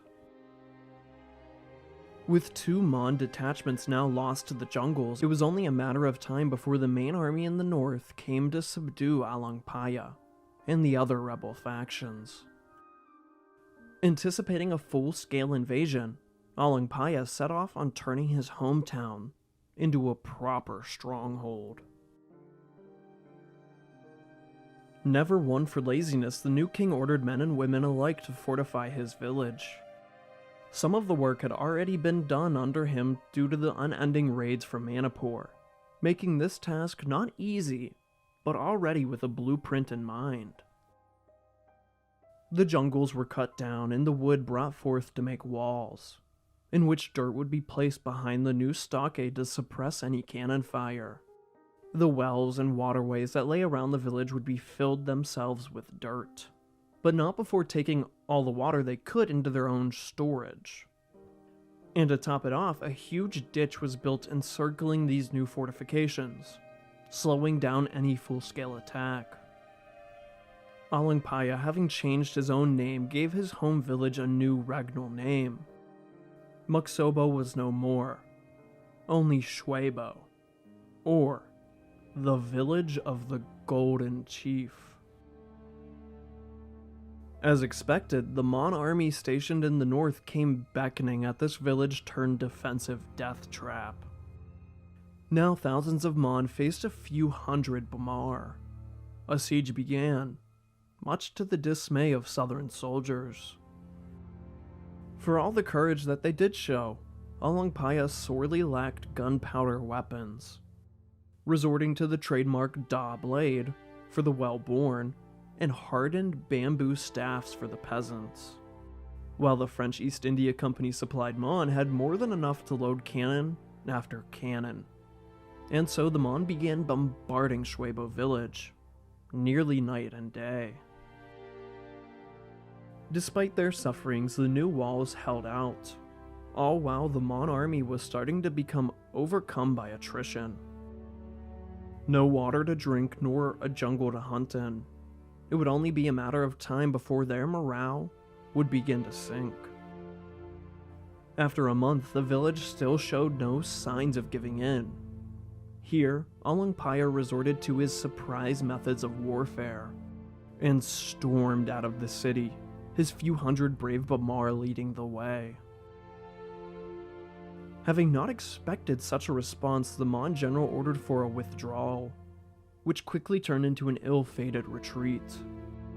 The army was torn to shreds, and their departure in such a hurry ensured the capture of their camp and all the gunpowder and cannons that came along with it. Now, with bravery and firepower to back it up, Pyre could truly begin his conquest to expel the Mon and reunify Burma under himself. After this desperate defense turned resounding victory, a large portion of Upper Burma came to the banner of Pyre. Many members of the old Tungu royal guard, no longer having a master to serve, brought their expertise to the new emperor, bringing more men, more resources, and yes, more gunpowder to the growing army of the new king. Of these new faces that appeared in Shwebo each and every day, a few stood out to Pyre. Along with many of his close friends and family from the Mu Valley, 68 men were chosen as the officers in the first proper Kongbong army. These select few would go on to be some of the brightest military minds in Burmese history, and they would lead the armies of Myanmar far after the death of Pyre.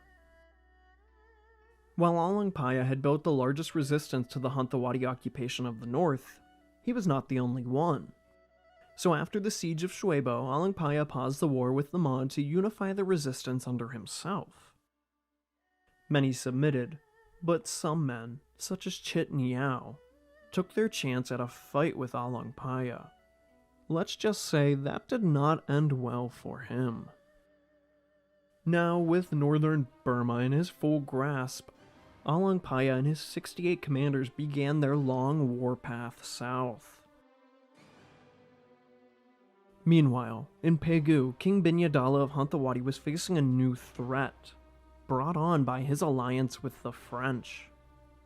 Now, who would have a problem with a Frenchman in this corner of the world? Of course, who else would it be but the British?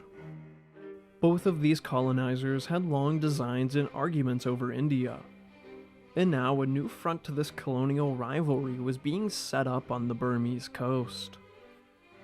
A British ship appeared in the harbor of Pegu, next to the frigate of their rival. The Englishmen offered their own alliance with the Mon, on the condition that they surrender their main port city of Syrium to them. With the French already on his side and with a much better deal, King Binyadala made the fatal mistake of rejecting the British Empire. Being entitled to interject where the French appeared, the British decided to keep their toes on the Burmese coast, just in case those old rivals got up to their own colonizing. A British detachment seized the island of Negeris, located on the western tip of the southern coast. It was so close to the mainland that it is now part of that nearby peninsula. Here the English built a fort, just waiting for their archenemy to make a mistake in Myanmar. Little did they know this was to be their own folly. Meanwhile, in Upper Burma, Pyre was pushing the Mon straight back to where they came.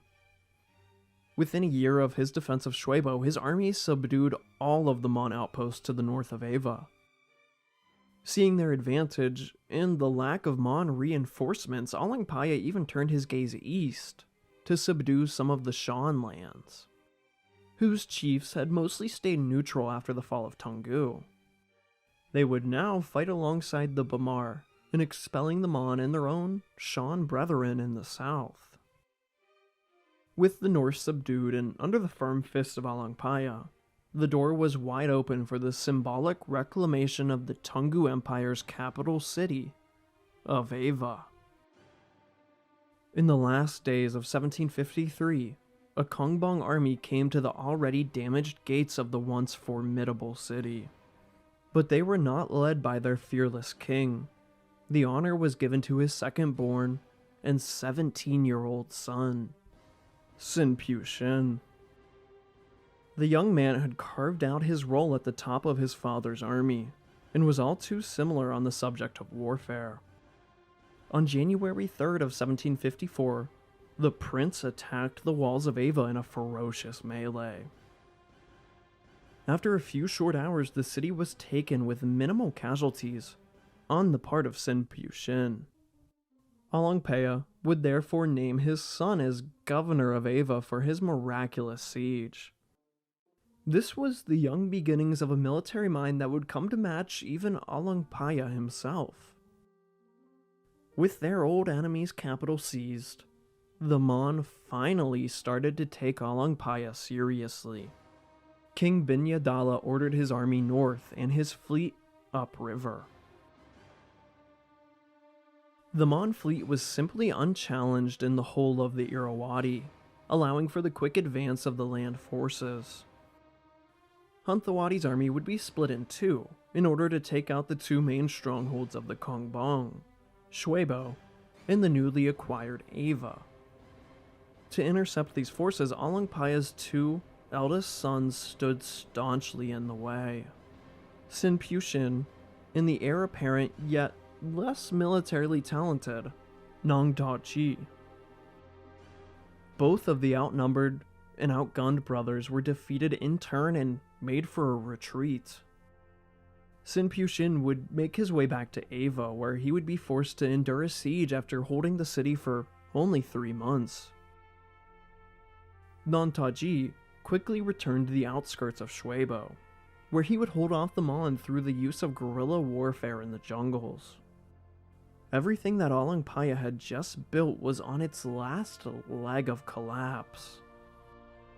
But this may have only benefited the reserved king of Shwebo. He now had the home field advantage, and intended to use it. As the Mon armies neared Shwebo, the ambushes and traps only grew in number. For 2 months, Sin Pyu Shin and Nong Da-chi held their flanks. Alongpaya once again chose the right time to strike a demoralized and now undersupplied army. From Shwebo, he appeared at the head of 10,000 men and 100 elephants to start his own counterattack. While he could not outright defeat this army, he did force their retreat back across the Irrawaddy, from whence they came. At the same time, Sin Pyu Shun did something similar to break his own siege of Ava.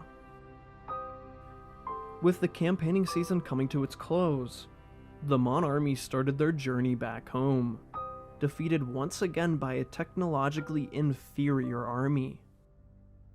Backtracking their way down the Irrawaddy, the army soon found that failure was not the only punishment for defeat. The city of Prome, notorious for its near impregnable fortress, closed their gates and refused to let the battered and beaten Mon army in. Hunthawadi had just lost the most important roadblock in the way of Alongpaya. A race now began to retake Prome before the Kongbong could accept their submission. An action that might just seal the fate of Hunthawadi. Seeing just how quickly the majority Bamar-populated city of Prome had flipped to the new Burmese king, Binyadala made a mistake even more fatal than his failure to reinforce the north. The ethnic tensions that had been boiling for decades finally turned into something that can only be described as genocidal actions. The Bamar and what remained of Hunthawadi were forced to wear a special earring to signify their ethnicity. They were also forced to cut their hair in the Mon fashion. And if you refused to follow these new rules, then there was a chance you were going to be executed. This was bad enough, but the suspicion only grew when Binyadala discovered a plot to restore the hostage king of Toungoo. Mahadamaraza, not on the Tungu throne, but that of Hunthawadi. Upon learning, Binyadala executed the former king and his entire family. Spilling royal blood meant a terrible fate to those who drew it. So his family were forced into sacks, their bodies tied and thrown into the Irrawaddy River, thereby sealing the fate of that dynasty in the murky depths of the Delta. Not only this, but soon thereafter massacres of Bamar started springing up all over Hunthawadi, and especially in the far south where the Mon were most numerous. Thousands of innocent Burmese met their ends in this manner. The polarization of the Bamar and Hunthawadi had the opposite effect Binyadala was hoping for. While it may have prevented the spread of desertion, it also led many of these families to flee north, under the protection of the rising king, Alangpaya. By the end of 1754, the Kongbong armies now firmly outnumbered those of Hunthawadi, and for the first time, the victorious Alangpaya now had more manpower than his rival. This was the beginning of the end for Binyadala. To attract even more Bamar into his ranks, Alangpaya presented a stable and fair government by creating a law book called the Manu Ki. This was not an invention of his own per se, but more of a build-on of the laws of the Tungu Empire. The key difference here is that this law book was written in the common tongue of Burmese. Now the previously persecuted Bamar could avoid any form of punishment by their government simply by being literate. With his new horde, Alangpaya began his invasion of Lower Burma, determined eyes set on relieving Prom and accepting their submission. Since their mutiny, Prom had been under siege for a few months. By this time, attrition had taken hold, and the defenders were on their last straw. Smaller Kongbong armies had tried to reach the gates of Prom, but each time they were repulsed by volleys of musket fire they simply could not respond to. In order to fight a technologically advanced army, Alangpaya devised a simple, yet effective strategy. Taking the fodder from the horses and elephants, he wound straw together to create giant bales of hay. I'm talking 30 feet long, like 6 feet high. Then he ordered his army to push this dried grass end over end until they reached within a few yards of the Mon musketeers. This strategy somehow worked, although many of the Kongbong soldiers were still killed through the hay as it did not suppress cannon fire as well. This victory would see another massive gun and gunpowder haul for Alangpaya, something he would need in abundance for the upcoming sieges.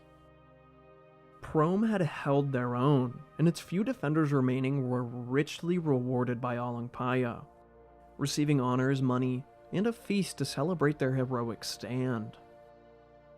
But this celebration only lasted for a few mere moments. There was still much work to be had to claim victory over Hunthawadi. Soon after, the Kongbong army started their way into the patchworks of rivers and streams of the Irrawaddy Delta.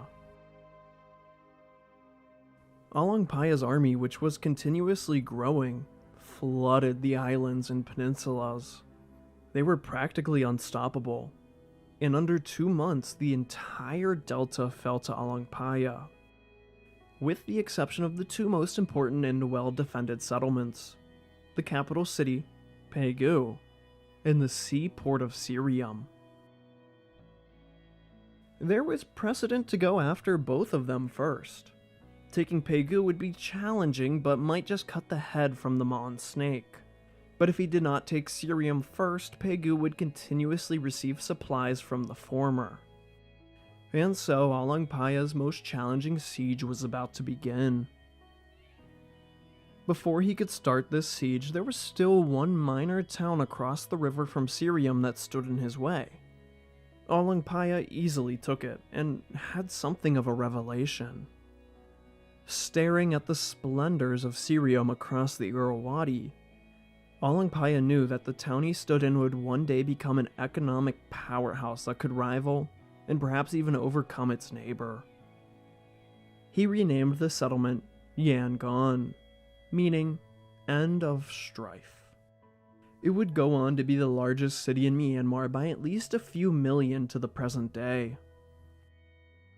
While this was the last chapter of strife for the Mon, it was far from the end for his army. Their largest casualties were yet to come. With the Irrawaddy all but captured, this brought Alangpaya to a sea border with Nagaris Island and the British fort that occupied it. Burmese diplomats were sent to the island requesting friendly relations and trade agreements that would see the sale of British cannon and muskets to the new powerhouse in Burma. Rather mysteriously, the British rejected the trade offer, but decided to keep friendly ties, even though it meant they could interfere with the French designs on the region. Perhaps the East India Company already knew the fate of Burma, and to supply more weapons would only strengthen this new kingdom, something that was against colonial intentions. He would play fair for now, but little did the British know just who they were messing with. With Yangon captured, Syriam was but a stone's skip away, but this final climactic battle would be put on the back burner for a moment. In the north, some of the independent Shan states were raiding the Mu Valley, all too close to Shwebo itself. The protector of the valley could not endure any more hardship and made the difficult decision to abandon the Hanthawadi War for the time being, leaving the Mon one last opportunity to save their fledgling kingdom. While the Mon were close allies to the French, British interests still held in the city of Syriam, being home to an English factory. Likely protecting their own investments, 3 British ships without orders from the East India Company joined the mixed Mon and French fleet. Together, this motley navy made for the newly established Yangon, hoping to break the much smaller and inferior Kongbong fleet. With a total of 5 European warships and the 200-strong boats of Hanthawadi, this engagement should have been a foregone conclusion. When the 2 French ships who were leading the expedition came upon the Kongbong flotilla, they immediately opened fire, alerting the rest of the crews to action. As the English renegade captains shook their heads in disappointment, the enemy fleet sailed into the Irrawaddy and ducked behind the safety of a creek, protected by foliage and jungle. The Mon European fleet did not give chase, fearing the Bamar numbers in close-range combat. And with that, the Kongbong fleet defeated a coalition without so much as a river run. The English, French, and Mon captains went back to the drawing board in Syriam. Again, they made an attempt at the Kongbong in Yangon. This one ended even worse than the first did. From the protection of their creek, the Kongbong admirals spared the little gunpowder they had to construct exploding fire ships. A handful of these ships were tied together about the length of the river and sent downstream to the anchored boats of the coalition. Many of the Mon ships were utterly obliterated or ran ashore, while the European vessels were subject to a panicked escape.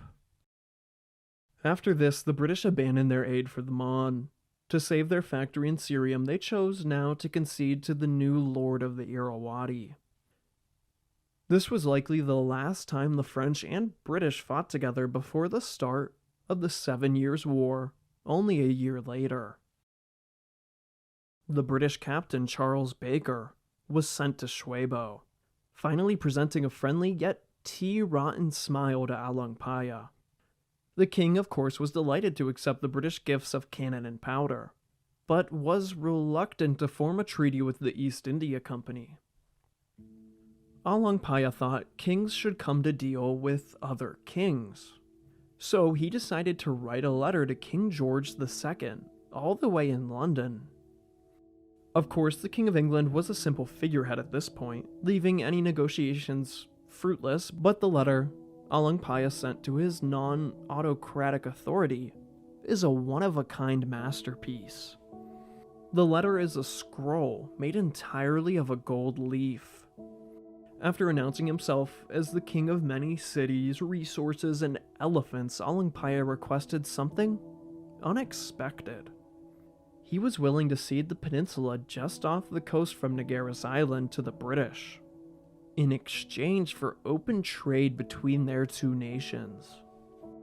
Whether King George II did not care, or perhaps had some respect for Pyre to not doom his country to colonization, he completely ignored the letter, as did Parliament.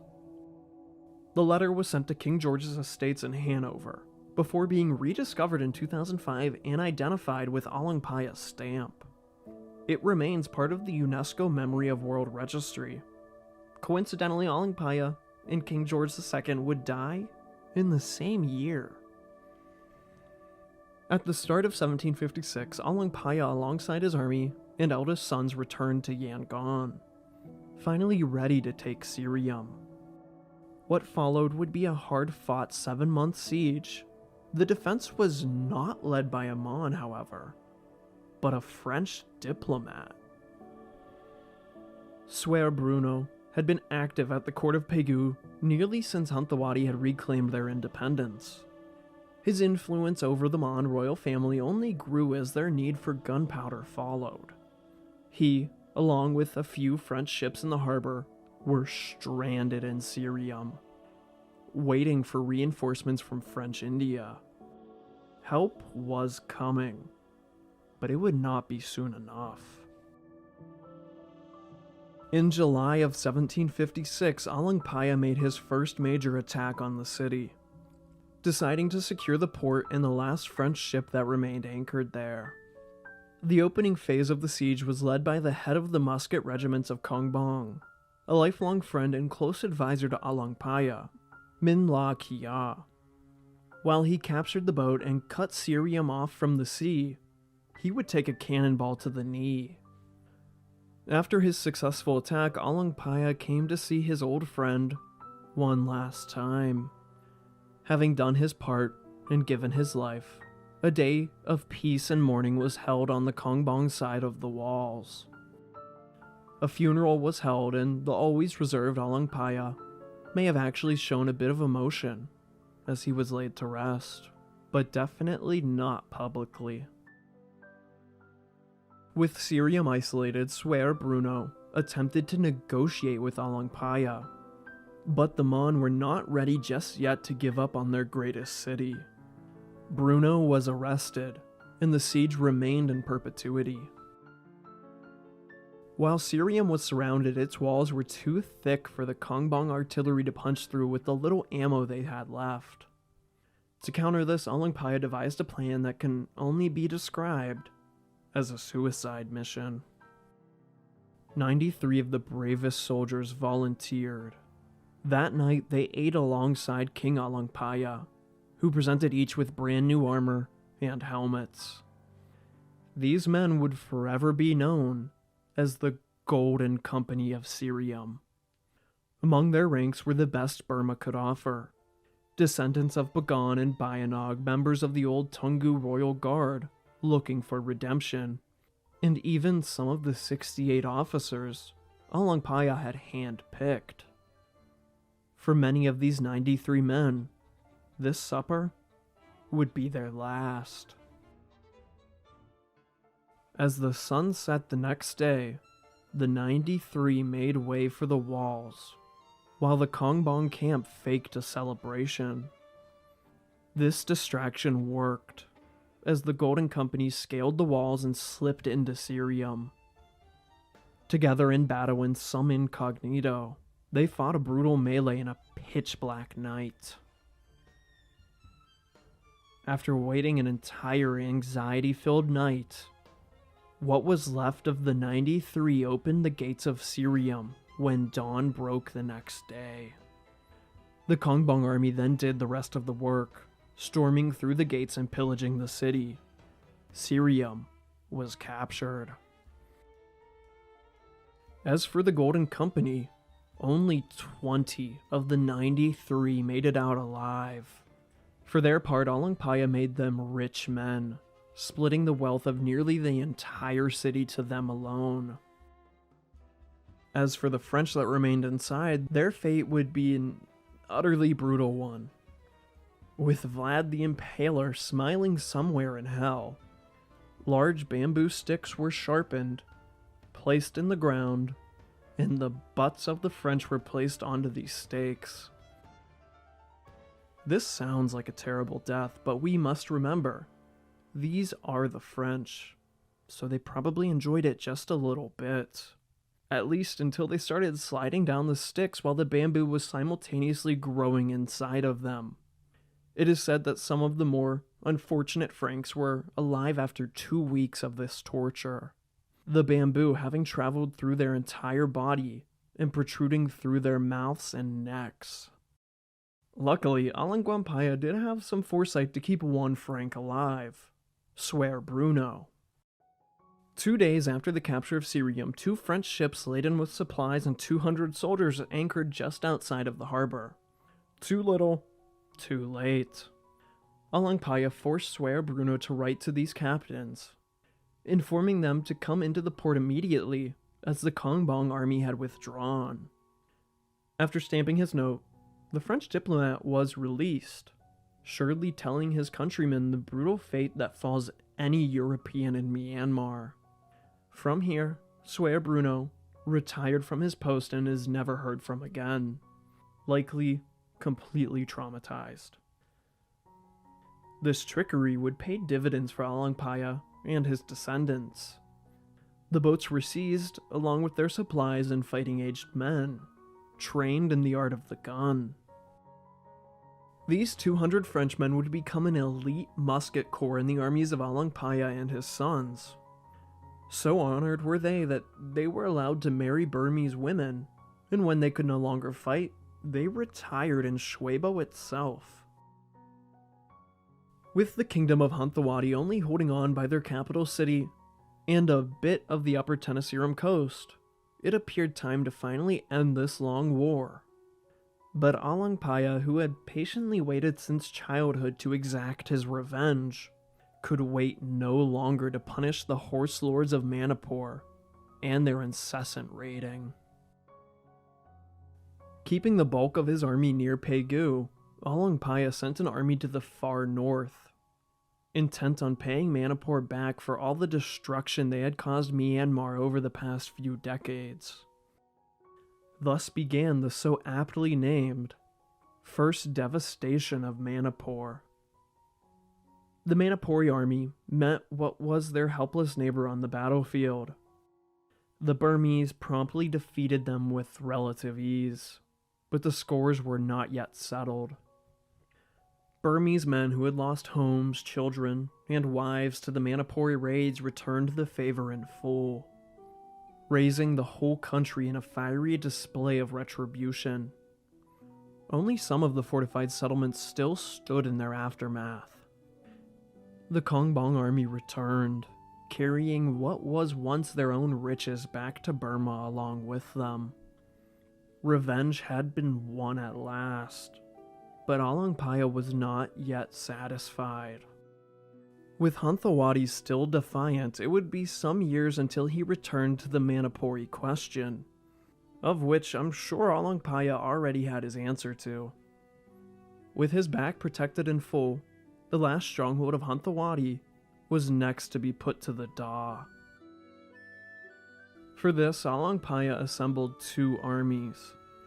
One would march north from Toungoo, and the other would take route from Syrium, thereby completely cutting off the city.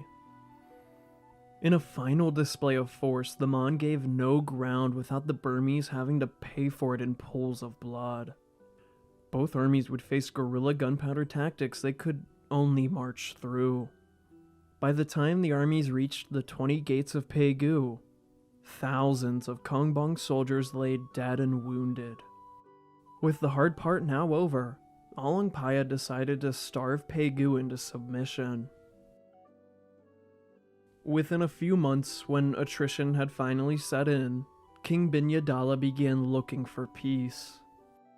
But just like in Syrium, the stubborn Mon defenders imprisoned their leader and continued the siege. Either they were gonna hold this last refuge, or die trying. Alongpaya and his generals would let the city starve for 5 more months before beginning the final assault. Like before, the attack began at twilight. The starving Mon manned their cannons and muskets and fought a heroic stand. But Burmese numbers proved more numerous that day. Ultimately, Pegu would be given no quarter. The citizens were all but massacred, and the 20 gates, along with the accompanying walls built by the great Bayanog, were leveled. This is how serious the Mon threat was. Alongpaya destroyed the works of someone who both sides of this conflict cherished. Although Binyadala had been the face of the restored Hantawadi kingdom for its entirety, Alongpaya chose not to execute him, lest he face even more Mon rebellions. So he imprisoned him, and he would remain at Yangon for many years before one of Alongpaya's sons ordered for his death some 15 years later. With Pegu fallen, the lower Tenasserim coast, which had sided with Thailand at the beginning of this conflict, quickly changed their tune and sent tribute to Alongpaya. Even after Pegu fell, many Mon simply fled to the Tenasserim, intent on continuing their rebellion. Here they would remain a thorn in the side of Alongpaya, but they would never become a serious threat again. The final Burmese-Mon War was the bloodiest installment of this rivalry. It would forever cement Bamar hegemony over Lower Burma. Through the centuries, I truly believe this is one of the greatest rivalries in history. The old, rich, coastal, and waning power of the proud Mon, taking on the incoming foreign force from the hills who had clawed their way to statehood. With the Mon quelled at last, Alongpaya personally led his army north. His desire to witness Manipur burn in revenge had overtaken him. He made a quick stop at Shwebo, however. It had been some time since he had been to his hometown and capital. With the wealth seized from the Hantawadi War, he started to rebuild the pond he had ordered to be filled at the start of said war. But he didn't just clear out the pond. He expanded it and created an entire lake, dubbed Shwebo Lake. Its waters are still heavily used today as a vital part of that region's commerce. Despite their apparent doom, what was left of the Manipuri, the cities that had been mostly untouched, were now destroyed. The capital of Imphal opened its gates to Alongpaya, hoping to spare themselves of his wrath. All this did was open the city to atrocities. The populace was tortured and the buildings ransacked. The second devastation of Manipur had been complete. Alongpaya decided not to bulldoze this city into oblivion, but only because he wanted to install his own candidate on the Manipuri throne. From here, Manipur became a vassal state, under the respite-filled fist of the Kongbong dynasty, although they would almost endlessly revolt against their rule. Alongpaya only left Manipur when his forces were restored by means of inscription into the Burmese army. The Manipuri cavalry would take the name of the Kasai horse, and like the French musketeers, would become one of the most talented assets in the Kongbong army. The warrior king did not pause, but sought to reclaim what the Tungu did not even challenge. In the waning days of that old empire, Qing armies had taken their slice of Burma in the form of a few Shan states in the border region. Alongpaya sent his own armies to retake these states. The small Qing garrisons could not hold back the wave of Burmese. The Shan cities were reclaimed in no time. Alongpaya had stared down the might of the Qing Empire and walked away to tell the tale. His sons would not be so lucky during the upcoming years. The Qing would soon return in full force. Still, there was another score to settle on the opposite side of the Kongbong Empire. The British at Nagaris Island, who, keep in mind, had barely helped Alangpaya against the Mon and even sided with them at some points in the conflict. Last we checked with the British, Alangpaya had sent a golden letter to King George II, of which they utterly ignored the Burmese king.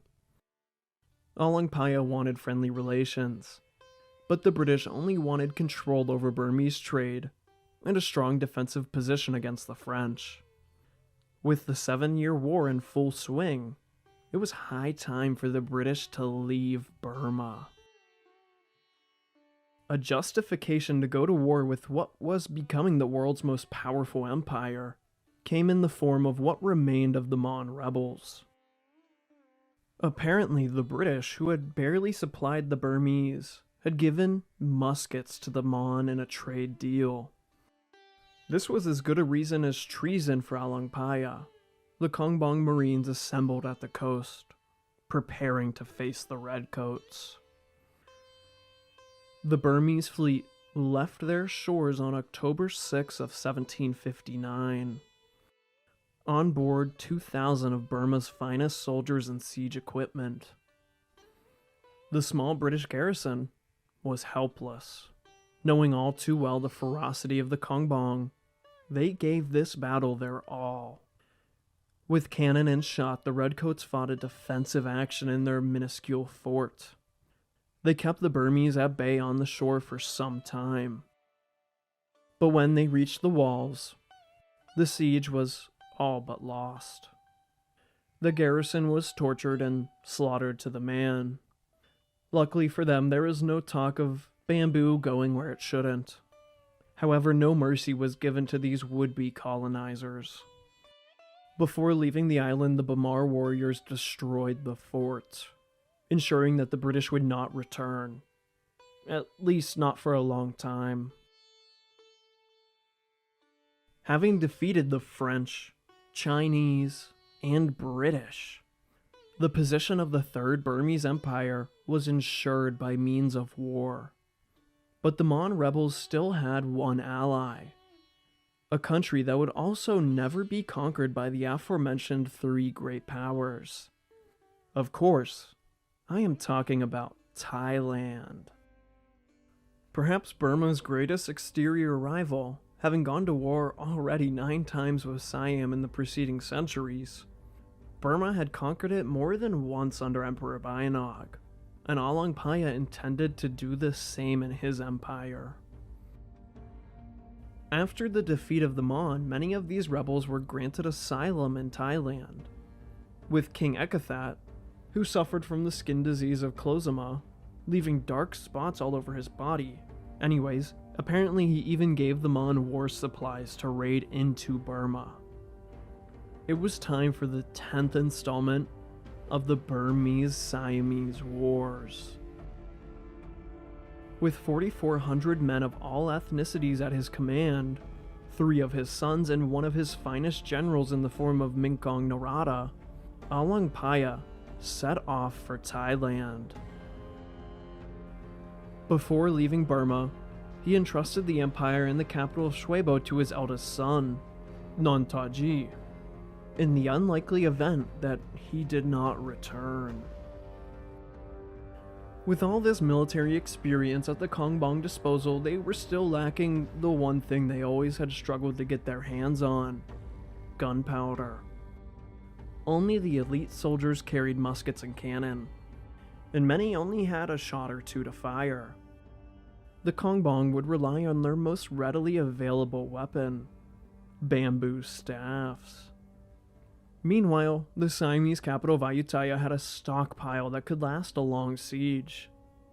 This would lead Alangpaya to one of his most comical nicknames: Conquered Thailand with Sticks. Now that is awesome. Instead of tracing the footsteps of Bayanog's conquest, Alangpaya took the most southern route to Ayutthaya. going down the Tenasserim coast and formally bringing that region, which had been a nervous buffer state, into the Burmese Empire. Of course, after executing the uncertain and double-agent governor of these lands. With the Burmese not backing down and returning home, King Ekathat of Siam assembled his own armies to keep the Burmese away. These generals attempted to hold Alangpaya's army at the mountain pass of Sinkon, to no avail, as they were forced to retreat deeper into Thailand. Now, the Burmese were on the Thai side of the Tenasserim. Alangpaya continued his march to the Gulf of Siam, but upon reaching the beach, his vanguard was suddenly ambushed by 500 Thai. They bravely held their ground for some time against the wave of the Bamar, but they were eventually pushed into the very sea. With this, the generals of Siam largely gave up their defense of the country, hoping to defend the swampy island that was Ayutthaya. Alangpaya marched up the coast largely unopposed on his way to the city. Instead of subjugating their own defense force to their inevitable death at the hands of Alangpaya, they hired some mercenaries from Malaysia in hopes of defeating the Burmese. The forward guard of Minkong Narada was first to meet this new challenge. At the Battle of Ratchaburi, these Malaysian mercenaries proved their weight in gold and subjugated the experienced general to a standstill. He was pinned down, and for the first time in Siam, the Burmese were in favor of defeat. Just when the vanguard was about to break, is when Prince Sinbushin arrived to support his father's childhood friend. These reinforcements turned the tides and eventually led to the enemy's retreat. The Malay Thai army left behind their cannon, just the thing Alangpaya needed to besiege and take Ayutthaya. By this point, the Thai were in full panic mode. Although centuries had passed, they knew the Burmese had the capabilities to take Ayutthaya. As King Ekathat appeared helpless, the court officials decided to bring his brother back to the reins of power. Uthamphone, who had been king for a short 3 months before his brother Ekathat overthrew him. If one king could not stop Alangpaya, perhaps two could. The newly made king would take the responsibility of the army under his own. He appointed new generals and sent them with 20,000 men to subdue the Burmese. This was to be the last stand of the Thai before Alangpaya reached Ayutthaya. Only a few miles from the capital, 20,000 Thai stood defiant on the opposing side of the Talon River. Alangpaya ordered his vanguards to wait for the main army before beginning any assaults. However, Prince Sinbushin could not resist the opportunity to win glory. Separating his vanguard into three, he began the cross of the Talon without the support of his father's army. That day, the river turned red. While the Burmese crossed, they were harried by cannon fire, depleting their number. And by the time these demoralized soldiers reached the other side, they were but a handful of half-wounded men.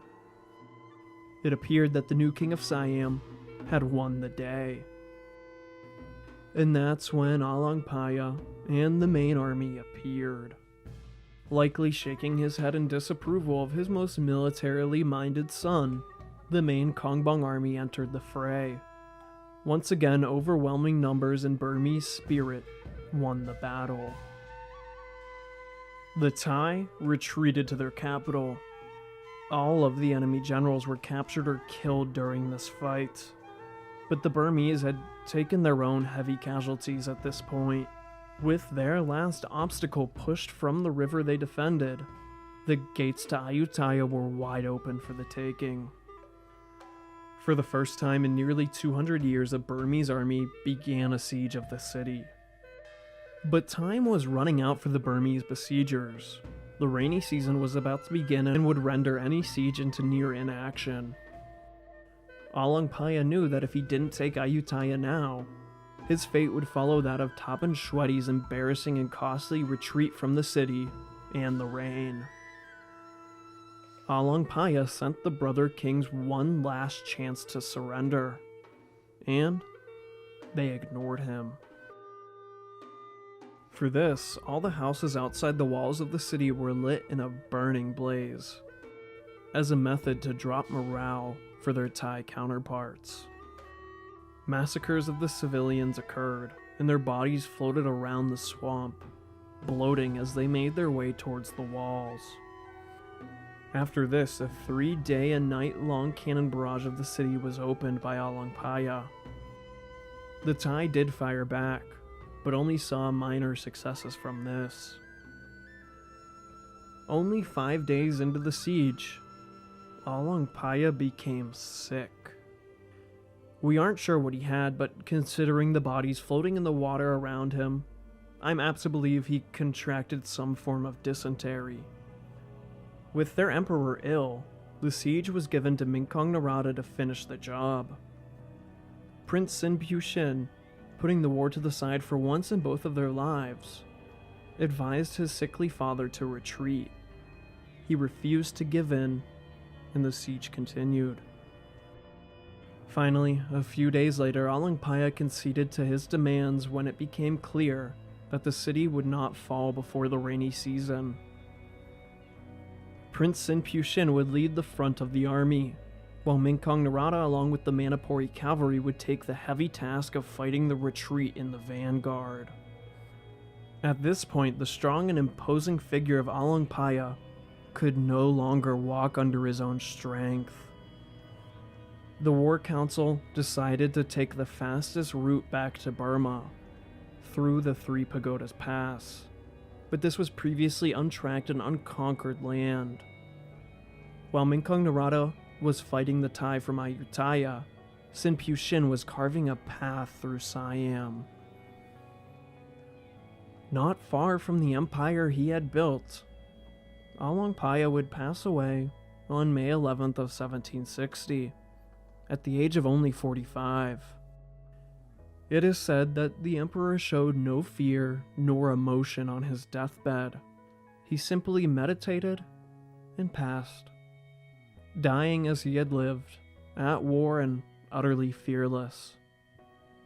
His tomb can be found in his home village of Shwebo. With the king dead, his final campaign might seem like a rare defeat, but he still conquered the Tenasserim and instilled fear onto the Thai. Sin Pushin would one day finish his work in conquering Thailand. The short life and reign of Along Pyre is really a comparison to his character. He spent all of his reign at war, and most of the time with more than just one nation, rebuilding a stagnant empire from the ashes of the old Tungu dynasty. He became the new face of the Bamar, beat them on, halted the Manipuri raids, defeated the British, French, and Chinese on conjoining and separate occasions, incorporated many of these new conquered peoples into his army and empire. But most importantly, he made Burma ready to face an early modern world. Many challenges would face his descendants, but without Along Pyre, Burma likely would have been colonized decades earlier than it had been. Alongside Anarata of Bagan and Bayanog of Tungu, Along Pyre is considered the last of the three great kings of Burma. And he was the most unlikely of this trifecta to create his own empire. Of these men, I would personally like to meet him the least in a dark alley, because he would totally beat my ass, and probably do some other things to it. I mean, this man conquered Thailand with sticks, and shoved those same sticks up the butts of the French. While his accomplishments might seem to dwarf the other two kings, we must remember that Anarata and Bayanog ruled Burma for over 30 years each, while Along Pyre only had 8, and nearly matched them.